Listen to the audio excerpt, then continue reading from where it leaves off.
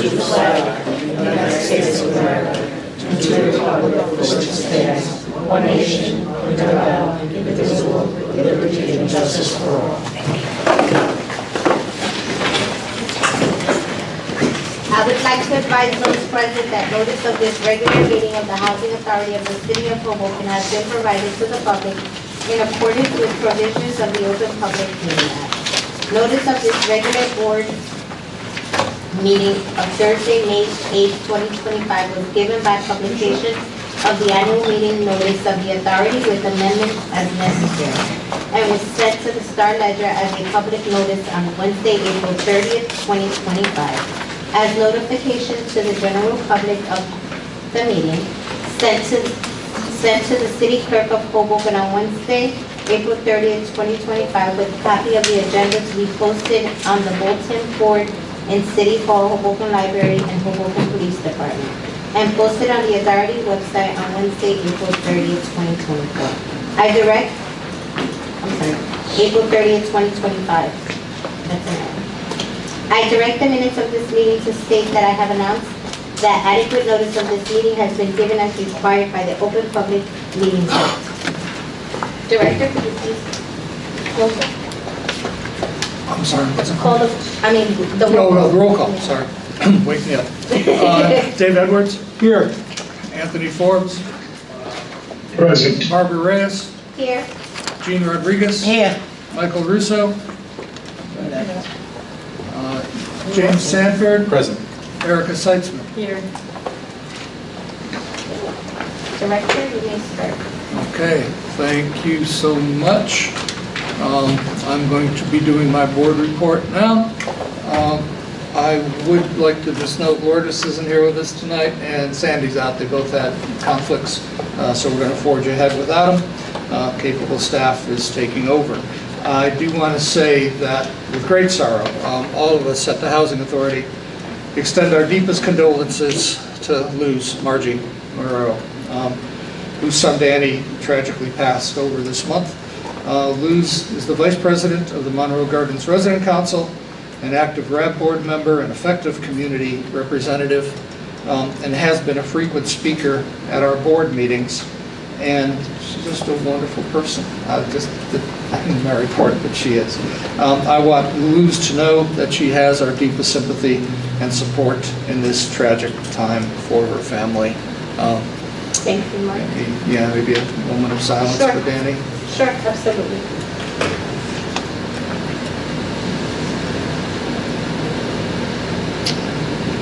Thank you.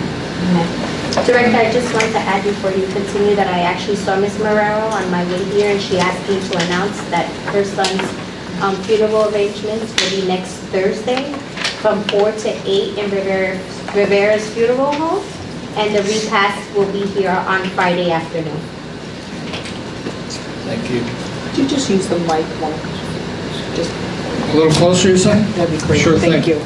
I just want to make a quick note that since the last meeting, I've had to do a little bit of traveling. I had a personal family thing that I had to be gone for a little over a week, and so we're back. But if anything was late this week, or if the report's a little short, that's why we got back the night before last, about midnight. So the first thing to announce is really a celebration. We're out of troubled status. It's been so much work. I've got it, my staff. I mean, the staff has really done it. We've done it as a team, and I couldn't be more proud of us getting out of that national status. It really makes a big difference in many ways, particularly now that we're on a national scene with probably some guns coming out for HUD, that we want to be in that status of being a standard performer. So we are really, really pleased, and I couldn't thank the staff more.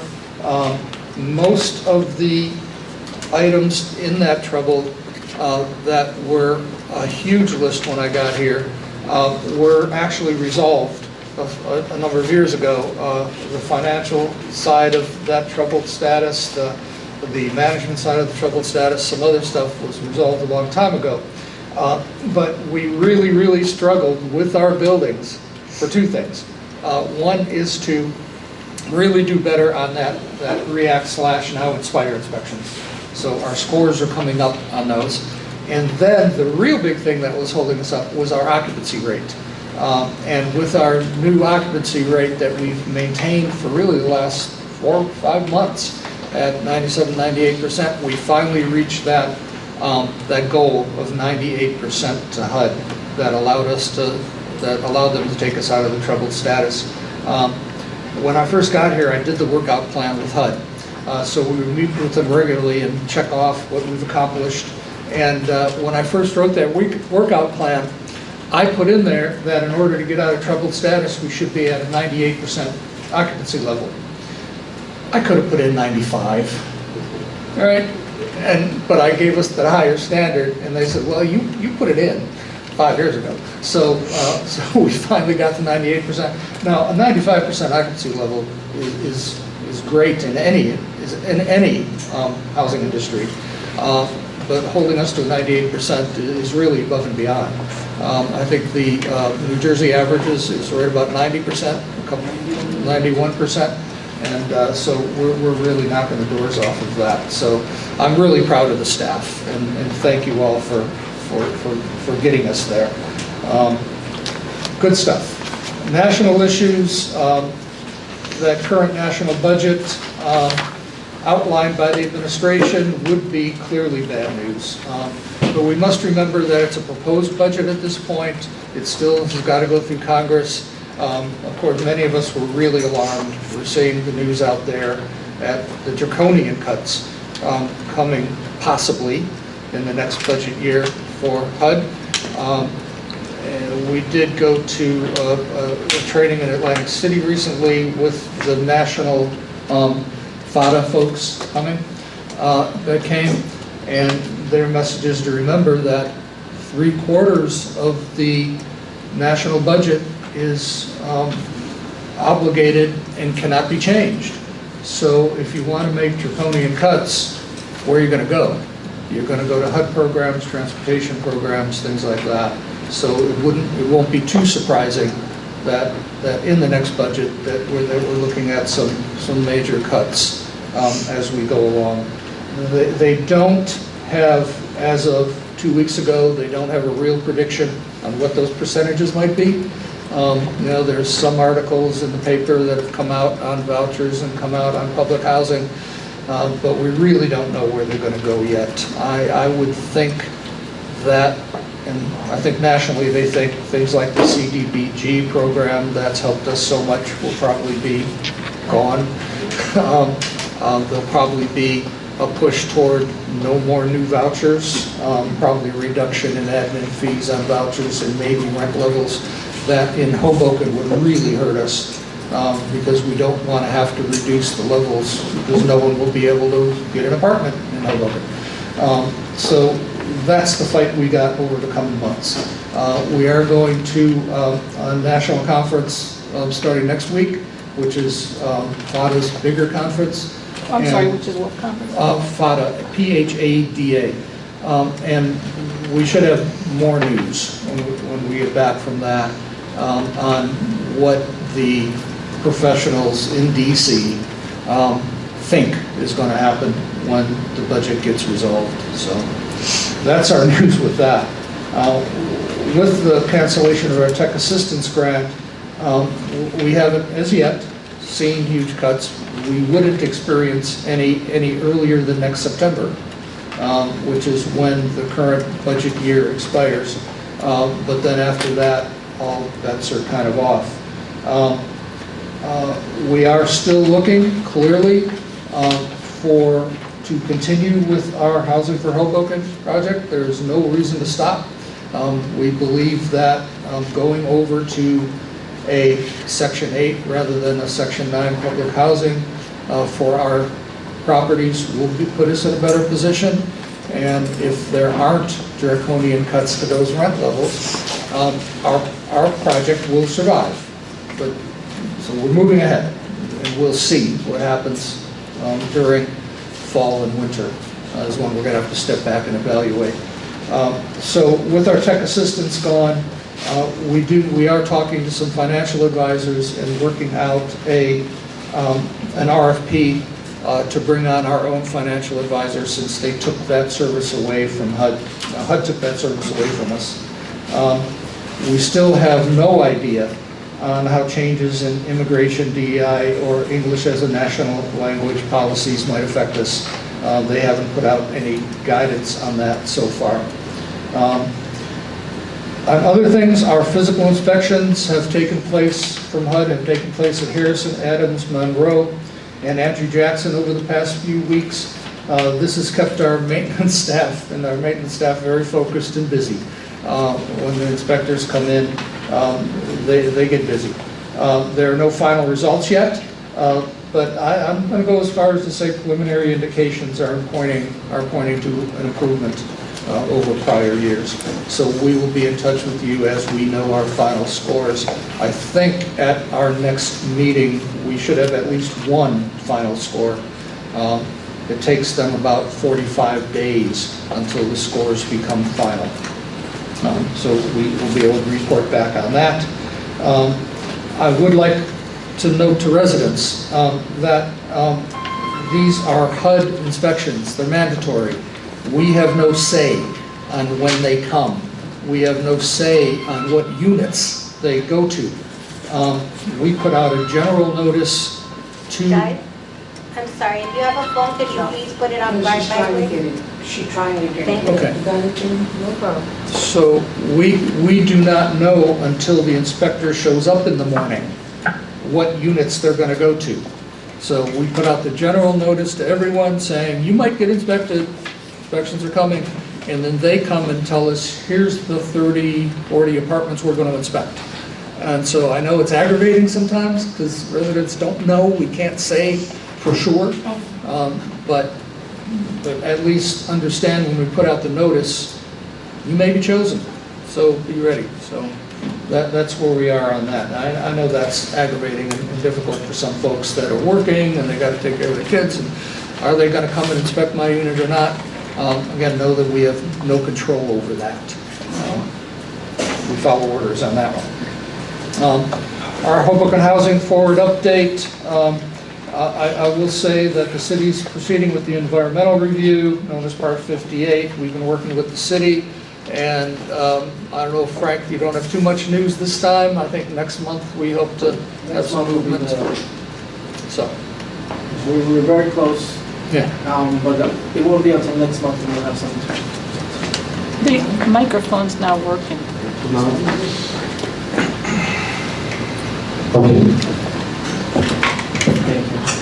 Our project-based voucher, we've been doing a lot of work with the American Legion group on the VASH Veterans project. They are responding to some HUD requirements right now. Something called a subsidy layering review that's got to be approved in DC of all places. So we are working with them. We've got everything we need with them. We're just waiting for those approvals to come back, and then we should be able to come back to you for a request for approval on their housing assistance payment contract and get them going. We all want to get moved on that. Again, that's another thing from before, speaking of something to HUD. The Newark office is down to 13 employees, is my understanding, from about 50. Right. And the HUD headquarters in Washington is up for sale. So getting things through HUD right now. Not only a reduction in staff and some of the people that really knew the programs that just got discriminately cut, they're not there anymore. So there's a lot of challenge in that. So we're keeping up on it, but it's hard to get stuff with them right now. And we continue to work with the Hoboken Community Coalition.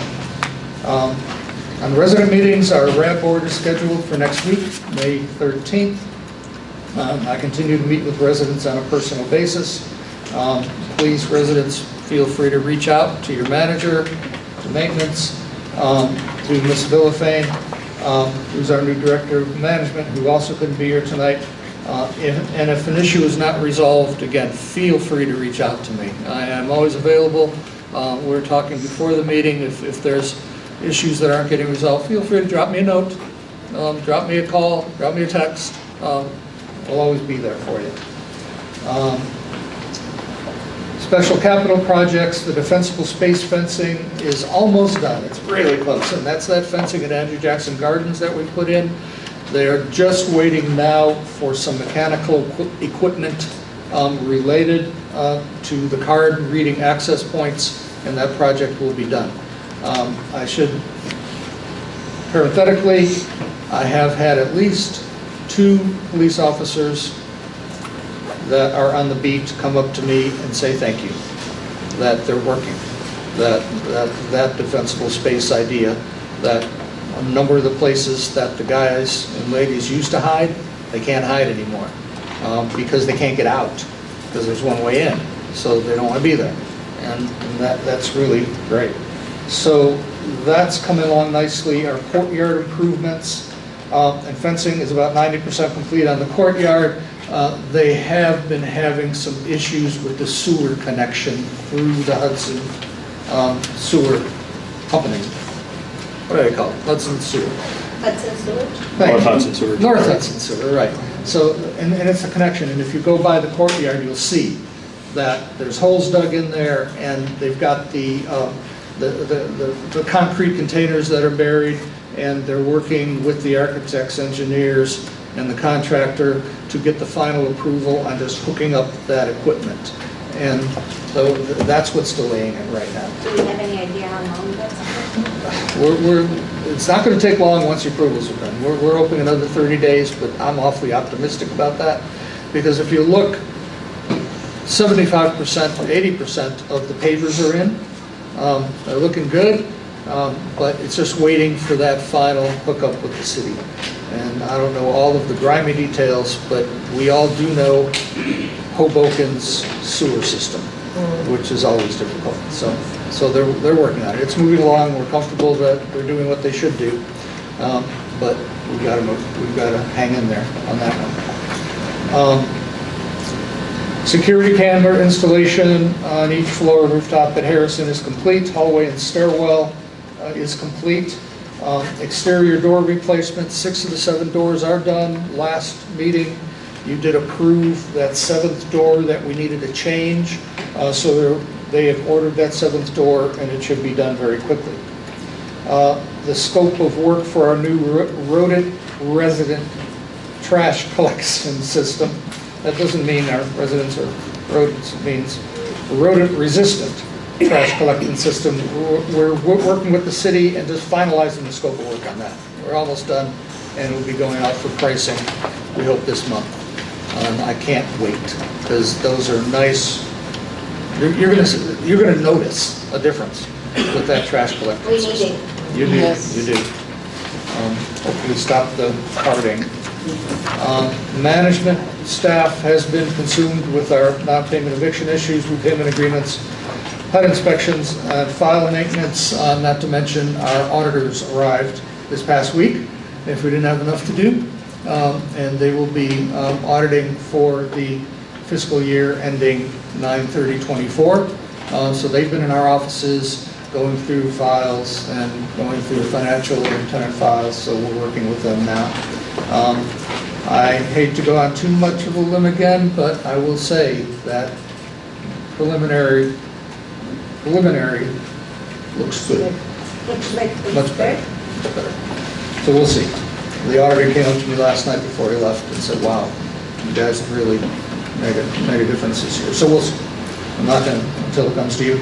Once that is done, it gets, it'll be done by June, the end of June, and submitted, and then we'll come to you in July for final approval of the audit.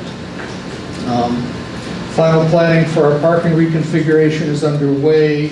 We did get a little delay because of the inspections, but that is really just around the corner for Andrew Harrison.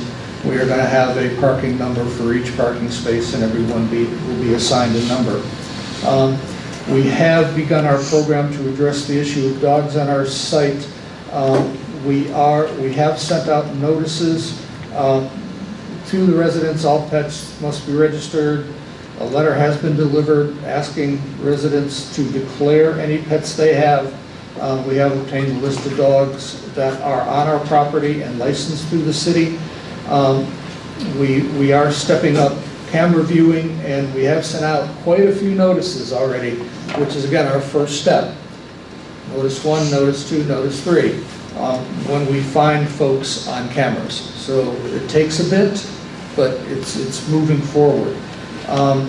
We need that strong partnership with residents. If you do know, because it's hard for us to know, if that person's got that dog that's inappropriate, or 2 or 3 dogs, please, confidentially if you wish, tell your manager or call me, because we want to know about it. We did, at our recent conference we went to, have a very thorough training on what we can and cannot do on animals. And of course there's 2 types of animals. There's service animals. That's what you think of as a very trained animal. That's a seeing eye dog, or something that's trained to sense cancer or sense an epileptic fit. Slam dunk. Those are absolutely verified. Then there's what they call the emotional support animals, which are a little harder, and which we find people coming in with more of them. So we're very well trained on that. We do need, for example, if somebody has 2 emotional support animals, they've got to have separate letters. They've got to have separate letters from doctors saying that this is essential, but for each one. Not just you need a support animal, so you have 3. No. So we are going to be enforcing that and taking a look at that in our procedures. But it was good, and we've got Sandy and Becky working on a revised procedure on that right now, from what we learned. Ms. Villafane isn't here, but her snapshot on management is we are maintaining that 97% occupancy rate, with 4 new lease-ups, 5 transfers, and 4 move-outs in public housing, and 1 lease-up, no transfers, and 1 move-out at Fox Hill. We are continuing to pound away at our Housing Choice Voucher Admin Plan and Public Housing, ACOP, but in the meantime, you will see later that we do have some resolutions that we're going to be asking you to approve, so we can open our waiting lists as part of those policies. In reference to a concern from the last meeting over to maintenance, our employee responsible for accompanying our extermination company, we did have some training with him in a meeting. He assured us that all doors are locked and secured when they're done. His statement was that he knocks on the doors 3 to 4 times, yells in the hallway, that if they're exterminators, he'll book a housing before he enters a unit. He says he yells very loudly. When they enter a unit, he only opens the door 45 degrees and once again announces that he is there with the exterminator. And then when he gets away, when he leaves, they want to make sure all apartments are locked. So we brought that to their attention again. He says he's been consistently doing that. I do repeat that it's essential that all housing authority units be treated on a regular basis. All residents have a choice. They can have their unit treated with a spray or a gel, or they can have both. That's up to the resident. We've got health data sheets on all of this. I know the fume or the smell sometimes bothers resident families. Okay, you don't have to have that. But then you do go to the gel, which is like very small. You can't even tell it's there. Put under the sink in some spots, you can't even tell it's there, and it's very safe. So that's out there. We are currently accepting apps for building maintenance workers and full-time mechanics. Plumbing skills are a plus always. Please keep your manager's office apprised with any specific cleaning or repair need. I have, like over the past month, had a couple of residents call me, and we've managed to go back to our BMWs and okay, let's do a little better on this cleaning and that cleaning. So thank you for that. Boiler crews continues to work on preventive maintenance. The season's just about over, so thank you. I know Louis was here. Louis, thank you. Louis and Greg, right, our boiler guys. Louis, yay. Thank you. Yay, absolutely. We were warm this winter. Were we warm this winter? We were warm this winter. So that's tremendous. And the work behind that is not to be understated. They work really well. So many of our systems, and we can think of a new boiler, but that's only part of it. You've got pipes running up the walls, you've got steam traps, you've got retention things, and many of this is 70 years old. So they're nursing these systems along, and I really give them credit for staying on top of it. So thank you, folks. Most of our major special projects have taken a little backseat because of the inspections, but we'll be back with some of our painting and going through our buildings, particularly, I think we're now on the Monroe and Fox Hill next. We are also going to be bidding out that work, and if I can find it can be done quicker at a reasonable price, we're going to be back to you with a way to pay for it. And we'll be back to you with that. We have published our bid for regularly scheduled floor stripping and waxing, which are I'm still confident that we can get done, but we didn't get any bids that were acceptable. So we're changing the specification on that slightly, and we're going to go back out for a bid on that as well. Again, with that goal is I want every 4 months that there'll be a stripping and waxing company come in and do all the floors, strip, wax, all the floors on just a regular repeating basis, because we tend to get busy as a staff, and Sammy's crew doesn't always get to it, so we're going to make sure that gets done. Finance, our operating budget actual statement through January 31st is attached as attachment 3. We went through that at the Finance Committee. Any comments on that, Commissioner Edwards? Things are going well. We're there. Thank you. That It's February 28th is here. yeah. There you go. Did I have what? You said January 31st, Oh, did I say that? Okay. but it's okay. Okay. Sorry. About It's still that. going well. Did I say that? Yeah. So yeah, and that's a great sentence to hear. The auditors, as I said, are currently performing their work on site, due by June 30th and expected to you in July. Finance is also working on our professional procurement committee budgets, housing choice voucher budgets, and we are still looking for a modernization coordinator position and a Section 8 housing choice voucher supervisor. In many ways, it's just we need to get in the office and just do it. We've got a few applications, but we're still open for applications on those positions. On resident services, the 10 Reasons Drop-In Center is still happening, and I will say a thing or two for Sandy since she couldn't be here, and then hand it over to Becky. We will, on June 19th at 7 p.m., be hosting our next Hall of Fame. If you remember those, they're great. So we're doing the final planning. If you haven't seen, we're going to have the invites out to everyone and the flyers around. That will be in this room on June 19th. We have scheduled the week of June 3rd for board and leadership picture day. Picture day. Board, right? Right. So we're going to have, it's Phil, right, over at Fox Hill?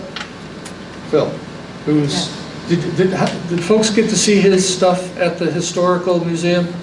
Oh, it was a beautiful presentation. His pictures were displayed, his photos. For those of you that don't know, he took a photo every day of the year from his balcony at Fox Hill. Every day. And some of his pictures are just just gorgeous. And we're working on getting them here. We're working out with the Historical Society to get them into our buildings so we can brag on them. They're just gorgeous. But he is a professional photographer, and he's going to be taking pictures of the board and the staff leadership. It's time we have some good pictures of you guys so we can brag on you. We are developing training material from information on the assistance animals I talked to you earlier. And Sandy has developed a video. Do you have that video? We had talked in February. I came and did a presentation on transfers. And I was asked by the board to continue training for our residents. And this is about less than 2 minutes, I think. You want to play? Yeah, please, will you? Why not? Hi, I am the new Management Director for the Hoboken Housing Authority. In this video, I will show you the steps for requesting a transfer, the types of transfers, and who qualifies for a transfer. Are you ready? Let's get started. Has your family situation changed, and do you want to request a transfer to another unit? First, let's explore the types of transfer and the conditions to meet. Transfer types are emergency, senior, disabled accommodations, medical, administrative. Now let's see what they are individually. An emergency transfer is one that poses an immediate threat to the life, health, or safety of a family or one of its members. Immediate administrative transfers are when a family is initially given an accessible unit but does not require the accessible features. The authority may require the family to agree to move to a non-accessible unit when it becomes available. Regular administrative transfer. The authority may also transfer a family that was initially placed in a unit in which the family has overhoused to a unit of an appropriate size. This is based on the authority's occupancy standards when the authority determines there is a need for the transfer. How is the transfer list prioritized? First, emergency transfers, such as unsafe living conditions or domestic violence. Second, immediate administrative transfers, for example, accessibility or building renovations. Third, a regular administrative transfer, such as a change in family size. And fourth, other required transfers. If you receive a unit and you are not satisfied, you can refuse a transfer offer with a valid reason. For example, there may be a health or safety concern, but 2 refusals without good cause may result in removal from the transfer list. Now that you know which type of transfer you can request, get a transfer form from your site manager, complete all the necessary information, bring it back to your site manager, and make sure you get a copy of the stamped form for your records.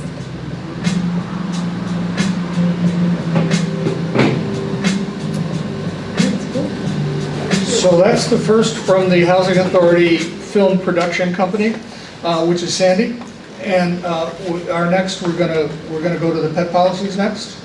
But it's a start, and I think you know it's going to be on the website. We'll have folks as they come in for interviews or to be housed. We're going to be starting to play these to them, and not only give them paper, but do something like that. That makes sense. One thing I should note too is you folks have seen it. Do you have a good picture of our new logo up there? I see that in your files. So we're proposing this, unless somebody in this group here does something, we're proposing this as our new logo. Dedicated to preserving affordable housing for generations to come. The Housing Authority of the City of Hoboken, established 1949, with our cute little H house there. I've long believed that it's time we updated our logo, and if I don't hear any great recommendations, I think we're going to move ahead and start to make this happen on our letterheads and all of that over the next couple of months. Are we going to discuss that right now? We can. Okay. Anybody have any questions? I have questions. I just can't hear you, Commissioner, I'm sorry. Absolutely. I asked if we were going to discuss this right now, and if anybody else has questions, they're welcome to start first. Otherwise, Are you finished with your We're gonna- report? Yeah, no, I'm not, but we're going to, logo. well, you said I we can could discuss- talk, so. No, I said But he's not the chair. we can. That's fine, that's Okay, fine, but thank you. I'm not talking out of I would turn. prefer that the questions be asked when he's done. Yeah. Okay, no problem. My As meaning. long as I get to ask the questions. Absolutely. Thank you, Madam Chair. My meaning was, if you got a question on the logo. I do. Okay. So okay, then I'll finish because we're not far from finishing. So, Resident Services Coordinator, Becky, you want to bring us up to date?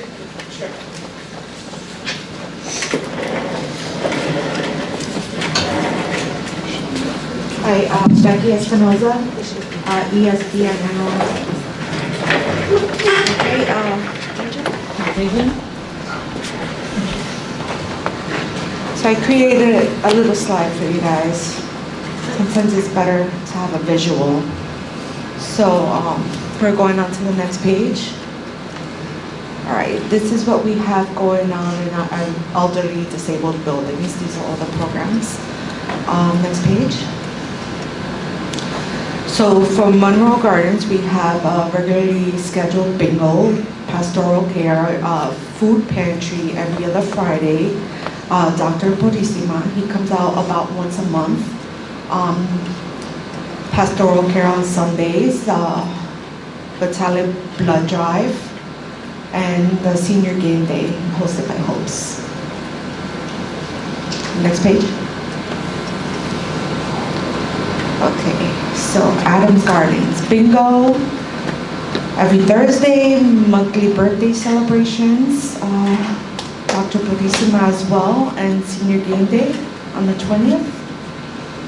We just had a senior game day at Fox Hill, which went really well. All the seniors just came up to me and told me they had a great time. So next page. Fox Hill. Bingos on Wednesdays, pastoral care, Saturdays, monthly birthday celebrations, Dr. Bodissima.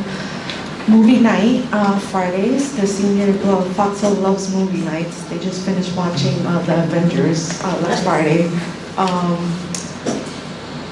Band resistant exercise classes. We have the seniors down in Adams and Gardens, they could go to those classes at the community center. Multi-service? The multi-service community center, I'm sorry. Next page. This is what we have going on in our family housing units. Next page. 10 reasons. I can't say enough about this program. I'm sorry, but those Sure. are wrong dates. They're actually Mondays and Wednesdays from 6 to 9. Okay, I'll make the corrections. Sorry about that. So we have bingo at CCG every Friday. We're going to start bingo at, bingo at Annie Forbes Community Room. That's actually on Fridays. CCG is Fridays at 6. Women's Self-Defense on Saturdays.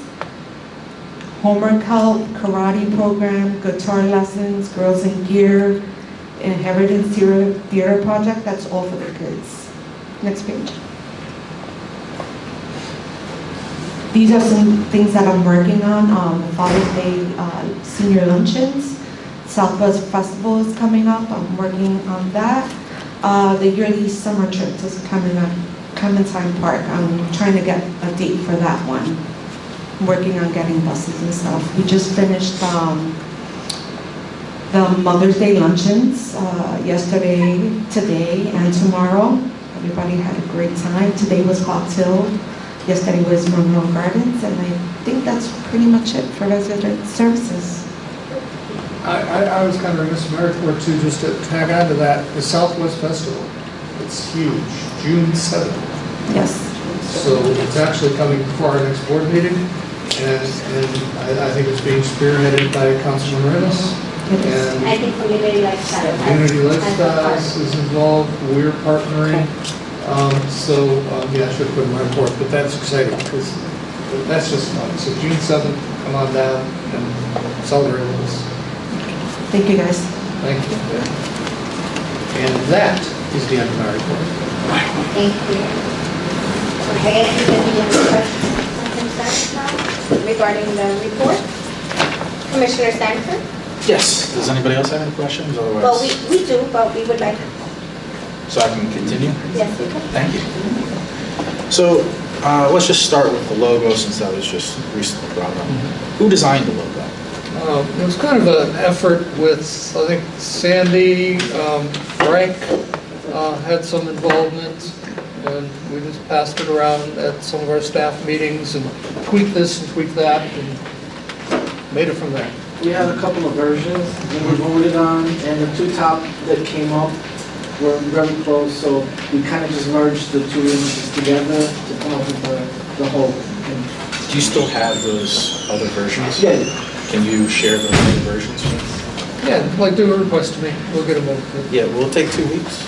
Could be. Okay. So you'll get me those couple of versions in 2 weeks. All right. 1 second, I'll write this note down. I still have more questions. So this logo bounced around. How many people? Who voted on it? Internally. Internally, right? Yeah. Who voted on it? The leadership The team. leadership. So yourself. Yeah, the leadership team is my director of staff. Plus, we've got myself, Frank, Emil, Sandy. I just can't have you Becky. both talking at the same Yeah. time.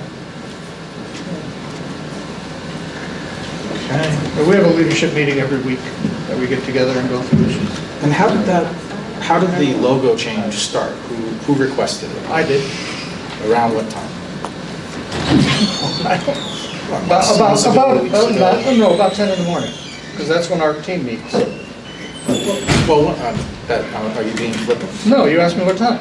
Yeah, so I'm asking, all right, let's rephrase this.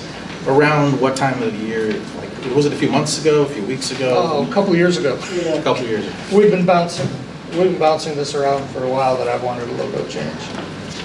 We discussed that. Yeah, we discussed it a little bit, probably a resident services or something, but we bounced around a long time.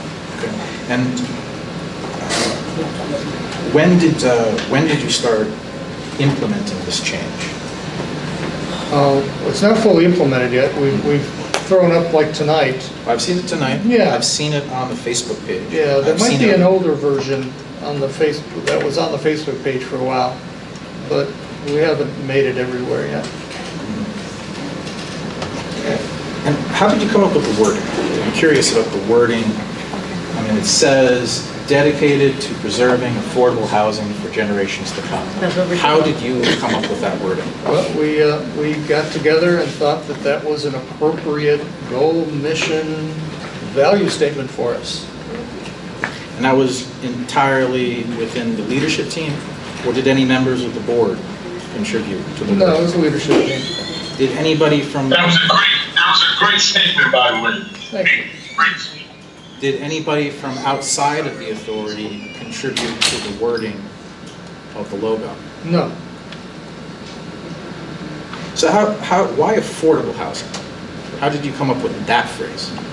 That's what we live. That's what we do. We do affordable housing. That's our mission in life. It's been our mission for 45 years. I would disagree that this authority is living up to its obligations to provide affordable housing. But that's an entirely different discussion. So I'm really just curious how you came up with the words affordable housing. So again, that's what we do. I've answered. All right. So who authorized the change? Shouldn't the board have authorization over this? It's not a policy issue. It's an administrative issue. It is, well, I'm glad that you brought that up, because it is a policy issue. There are several political campaigns that are using the words affordable housing within their political messaging. So as a matter of policy, these campaigns are using affordable housing, and I think it would be unfortunate if the Housing Authority violated the Hobbs Act by establishing wording that supports some of these campaigns. I don't think we're in violation. So noted. I disagree, but so noted. I mean, we I'm do sorry. affordable housing. Mac, would you be able to answer that? Are we violating anything by putting that on? Our office hasn't been involved in this process in any way, so I wouldn't want to opine on a hypothetical. But would that be the case? I just want to make sure, like, we would know. I can look into it for you, but we haven't been involved in any way, so I'm not in a position to give you an answer on that. Would you make that bigger again? Yeah, I mean, affordable housing is just a common phrase that's been used for decades to help families that need housing that is affordable. You know, that's what we do. That is not what we're doing right now. And That's it is correct. not, it is not just this Really? common phrase that came out of nowhere. Affordable housing is part of a very concentrated political messaging campaign That's cheap. that is going on right now. And can't you control asked that. for concerns, I'm providing these Thank you. concerns, that this is potentially a violation of the Hobbs Act by establishing political policy and favoring a particular candidacy over another. So noted. Thank you. So, Thank you. so thank you for noting that.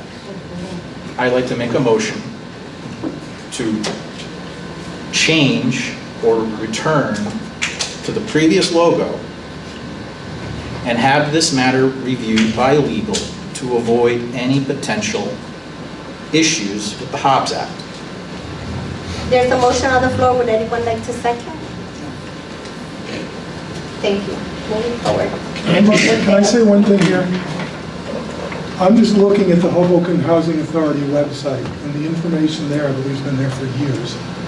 And it says, our mission at the Hoboken Housing Authority is to provide safe, sanitary, affordable, quality housing. Yes, that is our mission, and we've been failing at doing Okay, it. but As these that's- residents have come here many That's times your before opinion. to say we haven't been doing it. May I finish? That's- I'm trying to address your question about the use of the words in the logo. Yes. And what I'm saying is that if we had violated that thing, we've been violating it for years, because it's been on our website for years. Thank you for agreeing with me. I don't think he was do not agreeing. agree with your point. Well, we've been violating this affordable housing for years, yes. So moving forward, any further questions? Yeah, I got lots of questions. Of course. So, can you, as a request, please take down the changes to the logo that have not been approved by this board? No. So noted. I have the request, once again. Will you take it down? No. You sure about that? Yes. Okay. Moving on.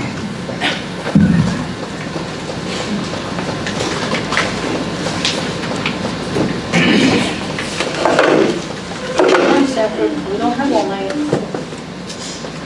Thank you. All right.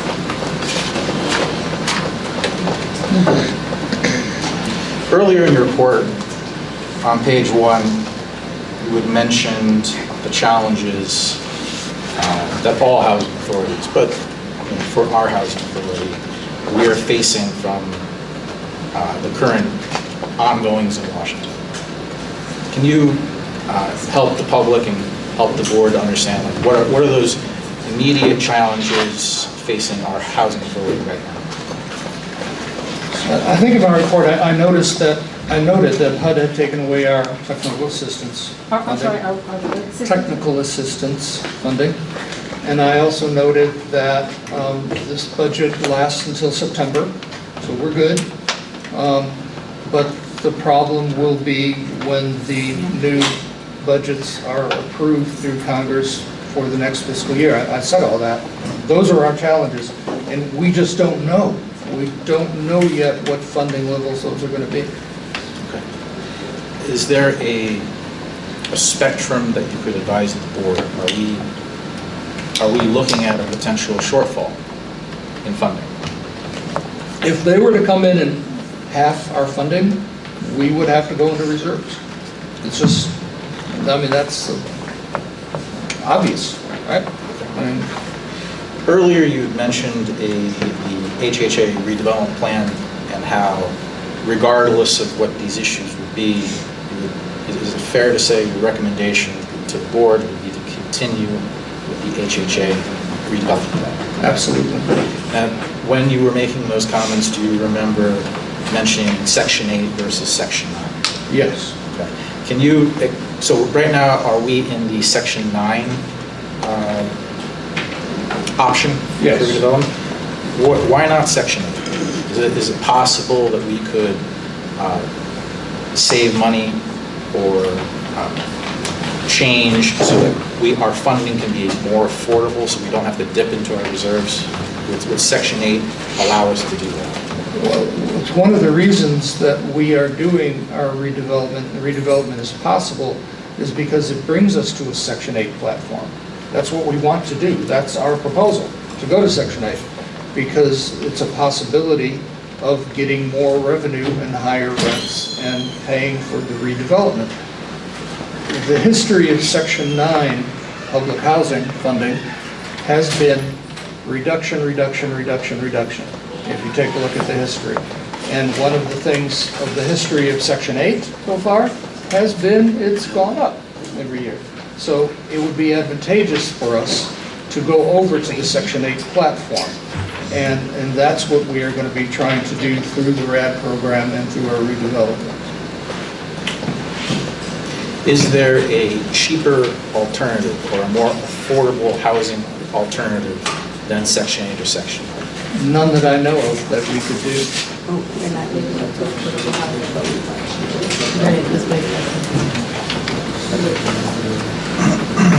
So you mentioned that the Housing Authority was recently taken off of the troubled status. Correct. So how did we get onto the troubled status? You mentioned there was some criteria. What was it that was resolved that took us out of the troubled status? Well, again, when I got here, we had a list of probably 30 things that HUD had sanctioned the Hoboken Housing Authority for.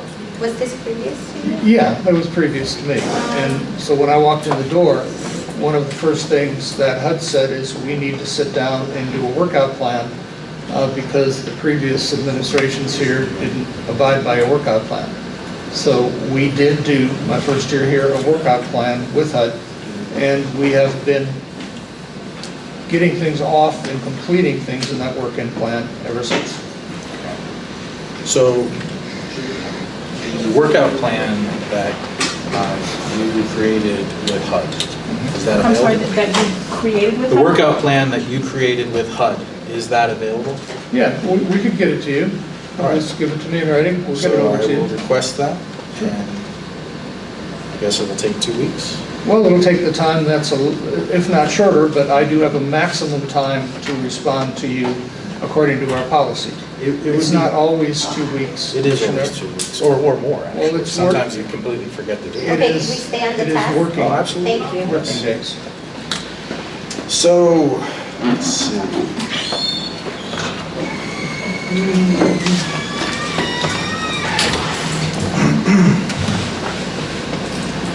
On page 2, the Hoboken Housing Forward update, you would give an update on something that's known as Part 58, which is the City of Hoboken's environmental study. Yes. And what's involved with that study? The city has brought on an engineering consulting firm to evaluate if there are any environmental concerns to our future redevelopment. And who is that engineer? Well, the company's Triad. Triad, thank you, Frank. Triad. Just Triad? Triad. And is there a person at Triad that is advising the Housing Authority? No, they work for the city. They work for the city, and there's 2 or 3, when we've had meetings, there's 2 or 3 people from Triad that have been on meetings with us, but I don't know their names off the top of my head.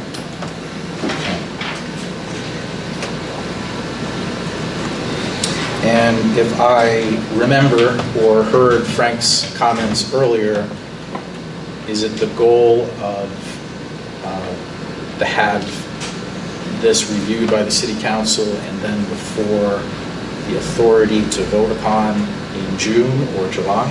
Or is there a timeline? The environmental review? Yes. I don't know. I don't know when they're going to be done.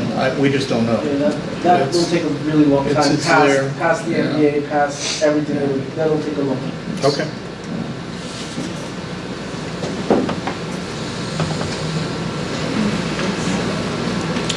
So you mentioned that there's only 13 employees at the Newark HUD office? That's what I've heard, yes. Is it specific, is that just the entire office, or is that a particular department? Well, I've heard the entire office, but again, I haven't gone and counted them. This is just what I've heard from talking to fellow Housing Authority executive directors. So if one were to contact the Newark HUD office, Who's our new primary contact there? Oh, Kelly Peterson. Kelly Peterson. Yeah, She's still there. yeah. Anyone else? No, Kelly's our main contact. Okay. And similar question, I mean, you mentioned that HUD Washington is for sale. Where are the HUD Washington people? Who's our primary contact at HUD Washington? We go through the area office. We don't directly contact the Washington HUD office. At all? No, not unless we're requested to. I don't think I've talked to anyone at the central office there for years. Now, during the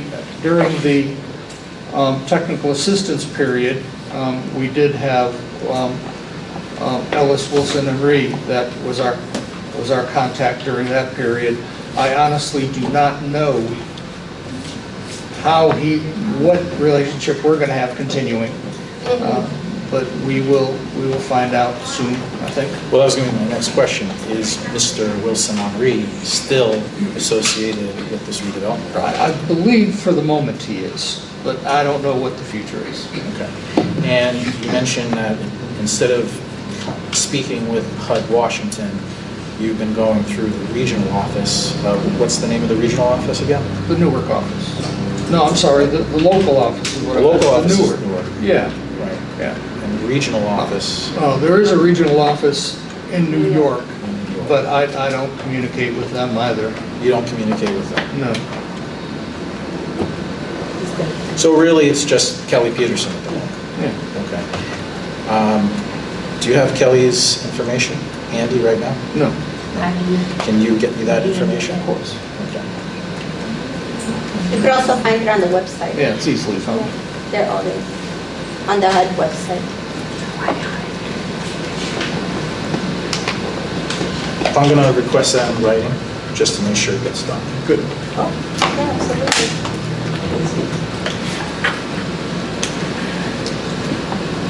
I should note too that if you wish, during that training last week before, I did go to a session with the HUD Inspector General's office, and they gave us very good lessons on what's going on with the HUD Inspector General's office, how they get involved with things, and he did share his email address, and I would be more than happy to share that with you. Of the HUD Inspector General. Again, they're on the web, but this guy's good. I'd be more than happy to share. What was that gentleman's name? I don't remember as we sit here, but he. So I'll just request that. Yeah, and I'll find it. It's in my notes from that session.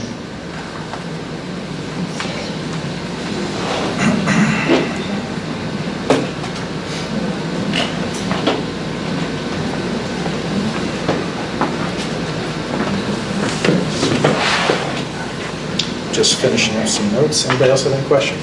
Excuse me, it's your turn. We're waiting for you. Thank you. Thank you.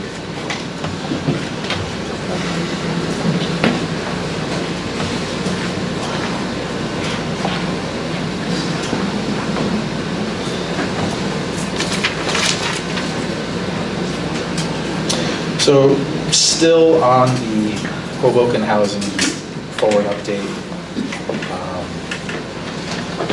Director Merchant, Frank,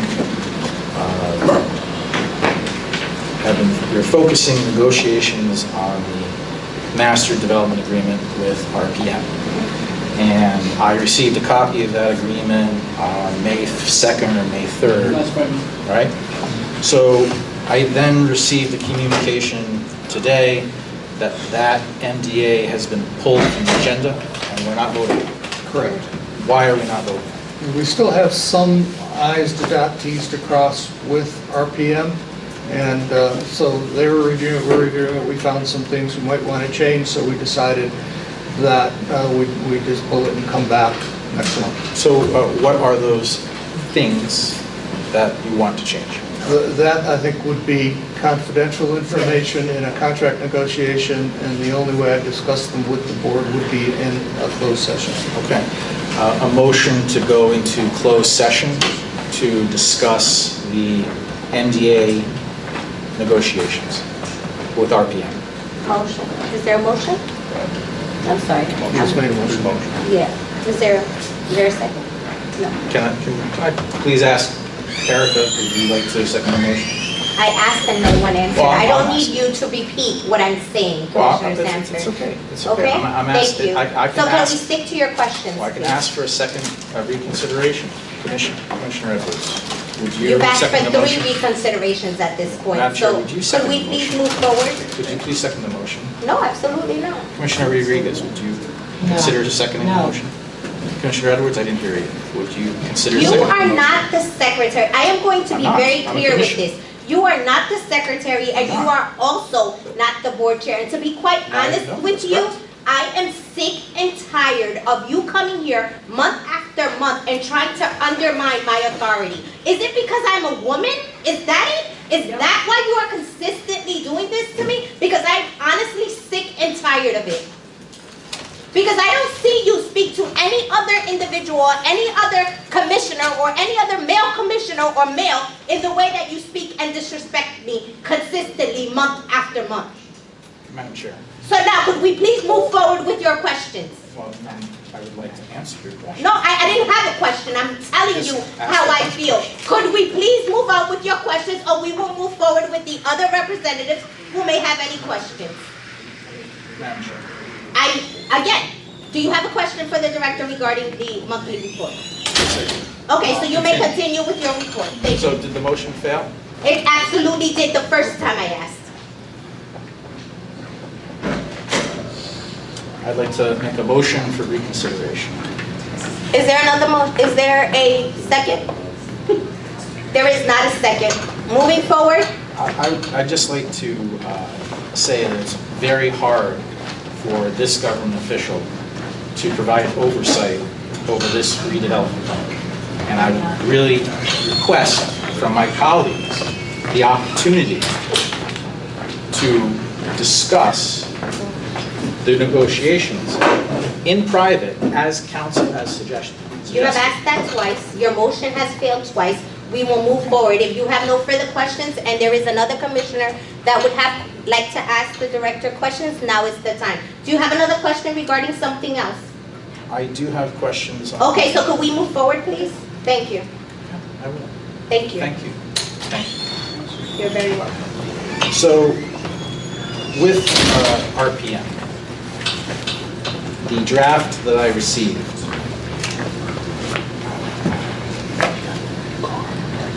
I want to say it's got at least 24 numbered pages and then a few diagrams. 36 total pages. Do we expect the number of pages to increase or decrease? So not very substantive changes. I think, again, that's an issue that would have to be discussed in closed session. I think it's in closed session, and again, if we're discussing this, shouldn't it be discussed later on? Am I wrong in stating that? Because that was not part of your report. Right now, we are actually talking on the report. So I would It is love... part of the director's report. It was also part of Mr. Frank Merchant's comments. It is page 2, under Housing for Hoboken. Director Merchant will bring us up to date. We have been focused on negotiating the master development agreement with RPM. But as It's you in the stated, report. you are very well aware that it was pulled. So if you have any further questions, I and would- because we would prefer to do it in private, either send your questions directly to the director so he can answer any questions, which I'm pretty sure if any other commissioner on this board had questions, is exactly what they probably did. And I don't know, because those questions go directly to the director, but I think maybe that's what you should do, because anything pertaining to this will not be answered today. So Madam Chair, are you done? I am absolutely done. Thank you. Madam, I may Sure, answer. absolutely, Vice. Okay. So we had a meeting, and we had some questions. We had like about a 2-hour meeting. It was like last week. So myself, Commissioner Edwards, the lawyers, Frank, the director. We went through everything. I was actually the person. I was the sponsor. We sat through it. Then we realized we had some more questions. We need to dot our I's and T's to make sure, and this is to make sure to get the best opportunities for the housing authority. So we asked our questions, we went back, and instead of rushing something, it makes sense to pull it and dot the I's, dot the T's. The committee, again, before it comes to you, it's going to come back to the committee. myself, Commissioner, if whoever that you choose to put on that committee will review those things again before it comes back to the board. But I must say, I feel very comfortable with the two lawyers, Commissioner Edwards is extremely knowledgeable, Frank, and the director, and myself, and Councilman Russo, he was not there, he asked some questions, some important questions, to make sure we get the very best deal for the authority. Thank you. So Councilman Russo is there.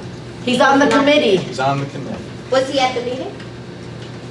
I don't recall, but I know he was on the committee. There's three of us on the committee, So, he's on that one. I thank you, Vice Chair Seisman, for speaking up and indicating that you and Commissioner Edwards were there. So I could ask you some questions. No, No? you cannot. You don't want to answer any questions? I am not answering any questions. That's part of the committee. That's confidential information. Why would you? I have a Confidential few- from another commission? Until the deal is signed. The city council does not talk about their things until the deal is signed. You've been on this board 10 years, you don't know that? You don't know how business, excuse me, you don't know how business is run? Why would you open a can of worms? People, we are not legal people. Why would you open a can of worms? Say something you did not mean to say, that you did not have that information in front of you, just to appease you for no good reason.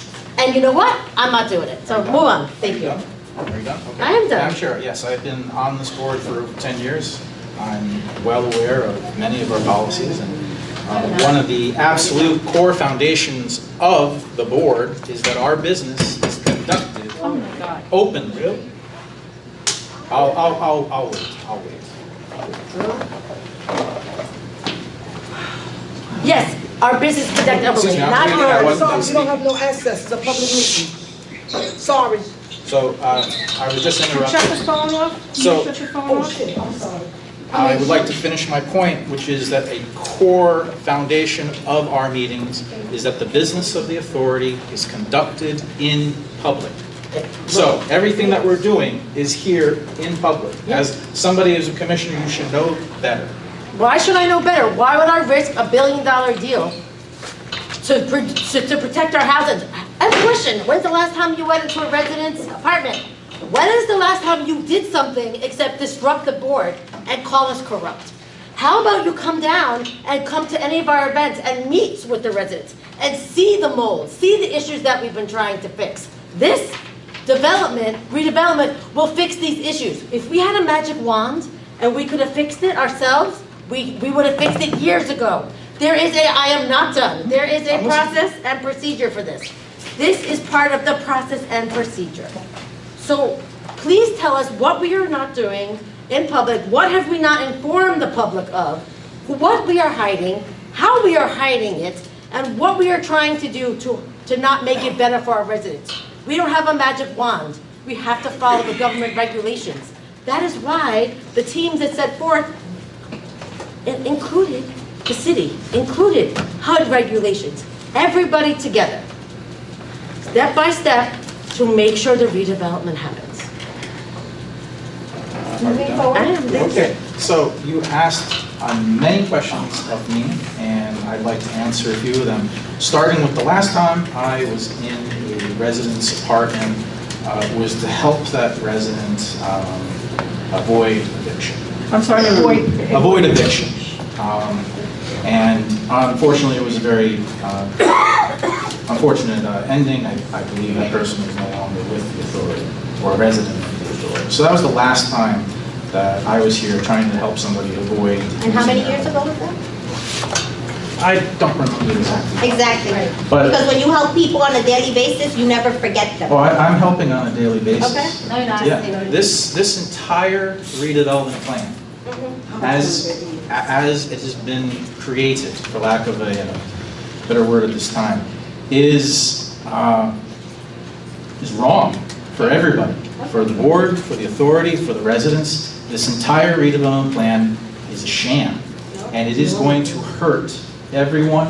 It's a fraud. It's a fraud upon the people of this Thank you. authority. So We so you really have- love to so hear you're- I'm your answering- real, no, how I'm you really answering. feel about the housing authority. I've made that very clear. I'm still answering the vice chair's questions. Let's go, So Sam, for- what are you hiding? Well, right now, it's a discussion on the NDA. We're not hiding it. I followed council's advice. I made a motion to go into closed session so that we can And have you're a still not conversation. saying anything because it still So, wouldn't be what are transparent. It's what are not you in front of hiding? the public. We can Where are you discuss- heading with this? We can discuss in private, we can address You your can- concerns, You can and I can send learn your more email about. to the director with all your questions and concerns, and he will gladly send you all the information along with Mr. Merchant. Am I incorrect in saying But, that? Ma- You're Madam not Chair, correct, Madam Chair, The- may I say something?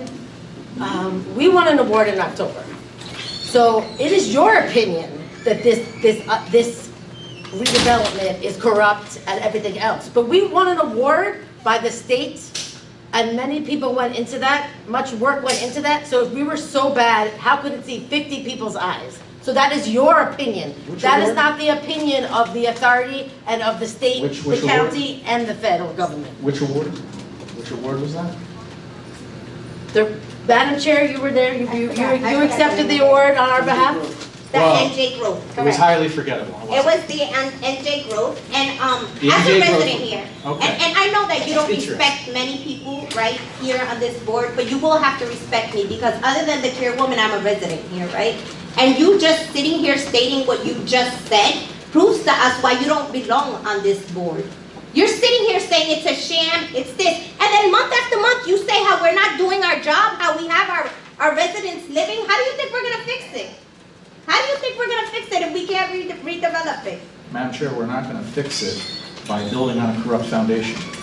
That's your opinion. And I'm- Again, you yes. don't live here. You go home to Please. your condo. Let's- We live here. yeah. We see what happens here. We Yeah, live I'm with sure. the mold. We live with the broken pipes that they have no control over. That maintenance has no control over.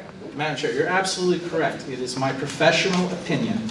You're As a Hoboken- professional? As a Your Hoboken, lack of if I professionalism may, says a could lot you please more. stop interrupting me? It is my professional opinion, as a Hoboken Housing Authority Commissioner, who has served on this board for over 10 years, that this redevelopment plan is flawed, it is broken, Your opinion and it once is built again. on corruption. Okay, your opinion again, but if you have no further questions, could we move on, because there's other commissioners that would like to ask questions at this point. You have had more than a half hour to ask your Well, questions. I keep being interrupted. No, you keep pushing for people to come to your aid, to agree with you with something that they're not going to agree with, because I believe that every commissioner on this board, other than you, has the same feeling that I have as a resident, right? We want to make it better for our residents. You're the only one that doesn't. Madam Chair, what you are doing is interrupting my attempts to provide You have oversight. been at it for a half hour. I ask questions when I get to a certain roadblock, and I try to ask those questions. No, because if you don't get You the jumped in. answer, You if you jumped don't in. get the answer you want, you continue. Yes. I And continue asking questions. No, you That is continue another asking the same responsibility. question in different formats, and you're gonna get the same answer. So moving forward, Madam do you Chair. have any other Yes. questions? Yes, Madam Chair. Okay, so let's move In forward. addition to conducting the business of the authority in public, it is also the responsibility of commissioners to ask questions, and that is all Yeah, that but I am doing. your questions are not even a line of questioning. To be honest, we come here, we feel like we're in a court of Yeah, law. You're and the that's and that's your prosecutor, opinion. and we're the defendants. And respectfully, that's your It's, opinion. no, I'm sure it's not only my opinion. I think I agree. everyone here who has come to our meetings consistently feels the same way. Okay, well, this is a board. Exactly, but what do you care, right? What do you care? It's only the I residents. care Moving very much. forward, Oh, okay. moving forward, what is your next question? I would like to answer your question. What do I care? What I do you- care so much that I have weathered harassment, threats, Oh, like me? extortion. Like me? I, Like me? Yes. You harassing me consistently No, every I have month been because I'm a harassed. female? I have been Okay. threatened. Okay. Crimes have been done upon me. Okay. Prove it. You have proof? Look, because the I officer's absolutely do right have back proof. there. Would you Feel like- free. Would you like? Please feel free to go to the officer and please Would you like inform the him proof of on the all the record? crimes that have been done against you so that they can take the Madam Chair. appropriate actions. Madam Now Chair. would be the time, since you Would made like it me a to put public the- knowledge. Would you like me to put the proof on the record? Listen, you can do whatever you'd like, but I would suggest you actually lay it out to the officer who's sitting here, and I'm sure he would be glad to take your information. And a report. That's why they're here. So let's do this on the record. Officer, could you please turn on your camera? We're gonna put this on the record. Absolutely, whatever you'd like to say. Are you gonna file a complaint? Does he do that if you file a complaint, or I don't know how that works? This is already But- being recorded. Yes. Yes, but not as a official criminal complaint. So So if I the think- officer is available to stand here at the meeting and take a criminal complaint, I'll do that right now. Absolutely, if you'd like to. Officer, would you be willing to do that or available to do I'll do that? it after. when you- After? Yes. Thank you. So I will do it during a meeting because the crimes are being committed on the record and the crimes should be reported on the record. Now, I will get on with these questions. Thank you. I need 30 seconds. I've been interrupted. I've lost my place.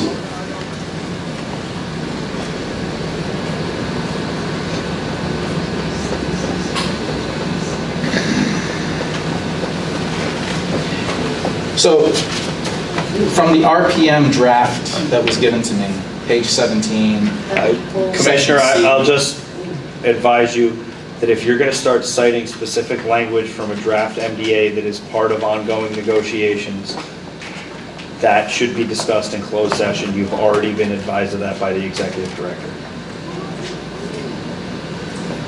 So moving forward, So, If the board finds it appropriate no, to discuss it. absolutely. So Moving forward, I think we've all heard I'm it loud and thinking, I'm clear. thinking about what council just said. So,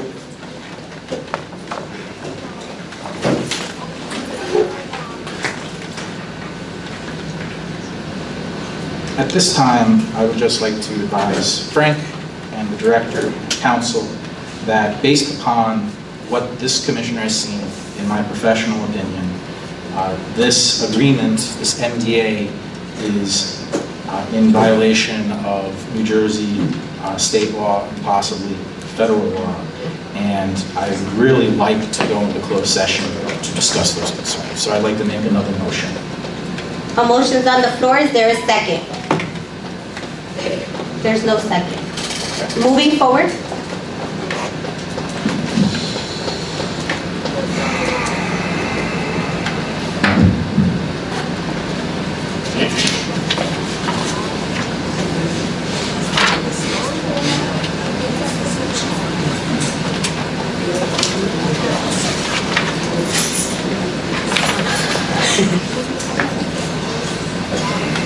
Director, I believe during your management report on page 4, you had mentioned an audit. What kind of audit is being done? It's our annual audit by our auditing firm. And is that Mr. Ketchum? No, it's Paul Carey and Paul Carey and Associates. Associates. sorry, it's Paul Carey? Paul Carey. And what was the scope of the Paul Carey audit? They go over all of our records. They go over our financial records, they go over our resident files. They look at all of our transactions and make sure that we are operating according to auditing standards. I think it's... Commissioner Sanford, you just stated you were on this board for 10 years. You don't know what an audit There are many entails? audits. And approximately a year ago, I had questions about the audit back then. I refused to sign the document, I believe referring to that audit. I think Commissioner Edwards had kept me trying to sign that audit, so I wasn't sure whether it was the same audit or a different audit. So while we're on the subject, there was a document that I was asked to sign that I refused to sign almost a year ago. Do you remember that, Council? I do. Are the two You documents... inappropriately defaced it instead of signing it. You could have just refused to sign it, but instead you decided to start marking it up. I do remember, yeah. Thank you for your editorializing. So you are aware of the document that I am referring to? Yes. Okay. And is a copy of that document available? I have no idea. I'm not the custodian of the records for the authority. And would that be Director Recco? As you've been told probably 100 times, yes. Okay. Well, I handed the document to you, so I presume For some you gave reason. it to Director Recco. So I will request that document from Director Recco. Great. Thank you. You're welcome. What is the name of that document, by the way, just so we're all on the same page? I don't have the document in front of That was me. the Yeah. I don't remember the name of the document either. It's one we do once a year. So for The the, annual audit. for the intents and purposes of the record, we'll call it the audit signature page. You can call it whatever you want. I Yeah, don't know the no, name of the just as a document. reference, just as a reference. Okay.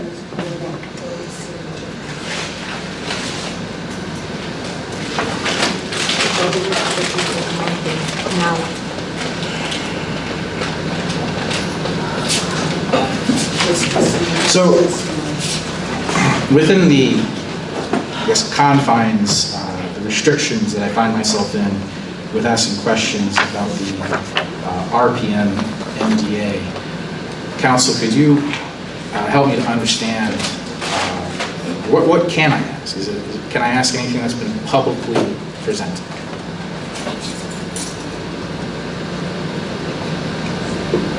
I mean, I'll defer to the chair on whether you can even discuss it. But I don't think my it should be advice discussed. is you It's shouldn't not. be discussing anything that is subject to negotiation. You could potentially expose the authority to liability. You could also jeopardize negotiations.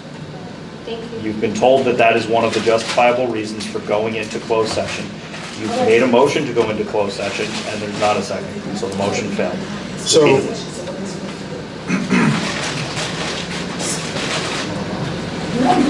so as a member of this board, I would like to provide feedback to this group that is handling the negotiations. How can I provide that feedback? And will that feedback be incorporated into the negotiations as a member of this board? You can feel free to email when it's sent out to the entire, I think it was sent out to the Well, entire. let me just stop you there. If there's discussion by email among the commissioners, that would be an appropriate potential sunshine law violation. Okay. So my advice would be, if you have feedback that you think should be provided to the committee or anybody responsible, the appropriate channel is, I mean, the appropriate channel that you're often given, the executive director. And Mr. Merchant, No, send it to me. but he's the head of the committee, right? No, you And send it he's to the me. executive. He's not the director. head of the committee. No? Who's on the committee? The redevelopment committee is Redevelopment Committee. Vice Chair Seitzman, it is Commissioner Edwards, it is Commissioner Russo, and I am the alternative.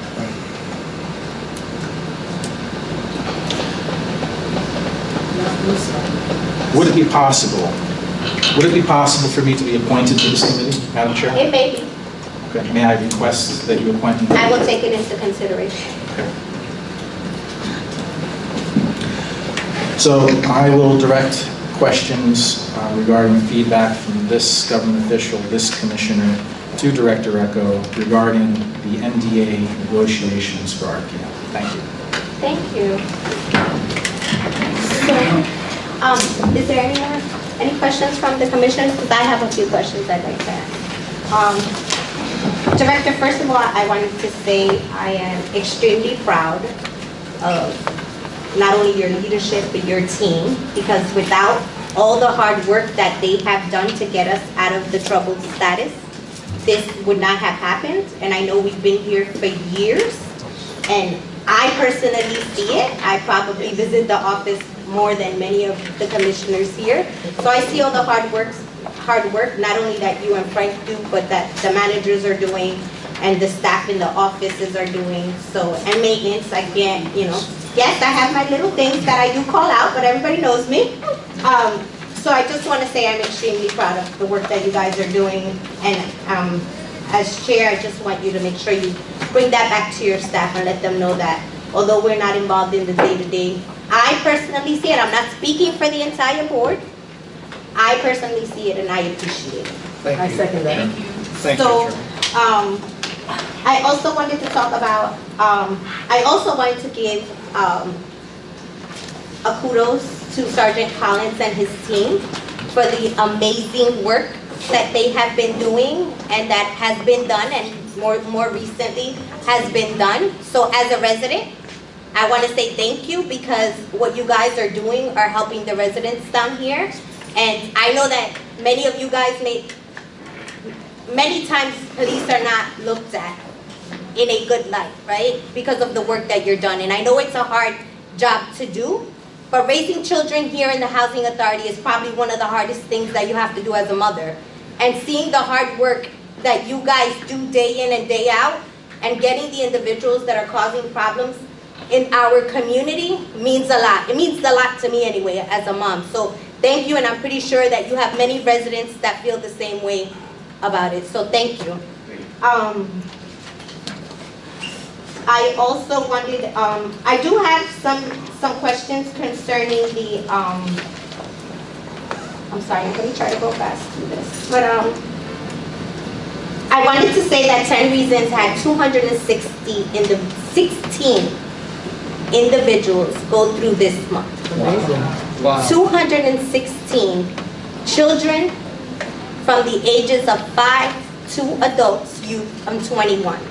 And the reason I'm saying this is we do have we have sign-in sheets, so everybody that comes in is asked to sign in. And I think it's important for this board to know how this group, and everything is done voluntarily. I want to thank Commissioner Rodriguez, who's always donating to us, and obviously the Housing Authority, who has helped us to get the stuff for the kids, because everything is done on donations. We don't have a single penny that helps us with that program, but it has been a success. And if we can get these kids out of the street for 3 hours, 2 days a week, I think we're doing our job. So thank you to this board for allowing us to close down 311, and thank you, Director, and making it the youth center, because believe it or not, it is making a change, and the kids look forward to it. And I think we're helping the families in more ways than one. So just so you guys are aware. Great. I also wanted to state that now I'm gonna switch it a little bit, and I want to be as honest as I can be. You know, sometimes I can come off a little bit harsh, but I do have a problem with the award ceremony the Hall of Fame ceremony that is coming up. And I think as a resident, I think I should address it, because it's a concern, and it's probably a concern that is going to concern many other residents. That's it. So we received an invite today for the awards. And although I'm very glad to have received an award, I was very disappointed that the individuals that were chosen are not individuals that we know in the Housing Authority. And I'm saying this, I have a 26-year-old daughter. She came here when she was 8 years old. My oldest son is 14. And other than the veteran, I do not know any individual that's here. I have my director who works with me at my office, who was born and raised here in the Hoboken Housing Authority. And I asked her, do you happen to know these individuals? No, she didn't know them. And that's concerning to me, because to me, I thought the whole purpose of recognizing these individuals, right, because we do invite our youth to this thing, is for us to bring back the individuals who were born and raised here, right, who have not become a statistic of the area that they've lived in, but who have found a way out, right, who have done amazing things. Some may have moved out, some may have bought houses, some have amazing jobs, some have become firemen, policemen, and all that. And to see that not one of them is one of those individuals bothers me. It also bothers me that the individuals that were chosen, I think we have to look at a scope of our community, right? Let's be honest, we're Hispanics, we have African American, and we have whites. And I think we should incorporate all of that when we are honoring these individuals. And this is just my opinion. I know that when Corinne was here, this was something that was brought through to the Resident Services Committee. And I was just quite concerned, because I did bring up these concerns, and the response I received kind of bothered me. When I asked how were these people chosen, and I was told that it was by the administrative office, I was a little concerned, because the truth of the matter is not many in that administrative office have been here all their lives. And I'm being honest, and I'm not going to sugarcoat it. I'm just saying what I see as a resident. I'm pretty sure what many people see as a resident. I think that And director, you are the director, and this is an administrative thing, and I'm not telling you how to do your job. I'm just giving you input on if you want the residents to come out and really engage in these things, it has to be our people. And I'm going to give you a great example of someone that I think should have been honored. Jolinda McDonald graduated college today to become a teacher. She right there is an individual that should be honored at that award, for that award. She deserves it. She still lives here. She's very involved with the West Side Women. She's very involved with the Housing Authority. I mean, I can't say enough about her. And I'll be honest with you, I don't talk to her personally every day, but I do see it, right, as a resident. And I think that she's on the RAD board. She does so much, and I think that when we are recognizing these individuals, these are the things that we have to look at, that we have to make sure that we're doing, because our youth is not going to look, and this is a prime example as to why 10 Reasons has been so successful. The individuals that run that program are youth from the Housing Authority, born and raised here, still. One may not live here, the other one still lives here, is doing amazing things as a fireman, and the other ones work for the Board of Education, right? But they're youth from here. Every youth that goes in there knows these kids. So they're more inclined to continue to come to there because it's their people. So if we're honoring people that they don't know, not only are the residents not going to want to engage, but neither are the youth. And what we want for this program is to show the youth that you don't have to be a statistic, that you can be more than what people think of you because you came from the Housing Authority. So I would just hope that, Director, and I know that this invitation probably went out to other people, but in the future that this is discussed along with the resident services, because Jeannie is part of that, and Jeannie knows many of these young men and young women and even people who are here. Again, I do believe that the veteran by all means deserves this, and I don't know the other people. I don't, and I'll be honest with you. And I'm not saying anything bad about them, but again, I just feel, and we also have to incorporate all ethnicities. I don't think that it should be one or the other. So that was my point. That's all I wanted to say.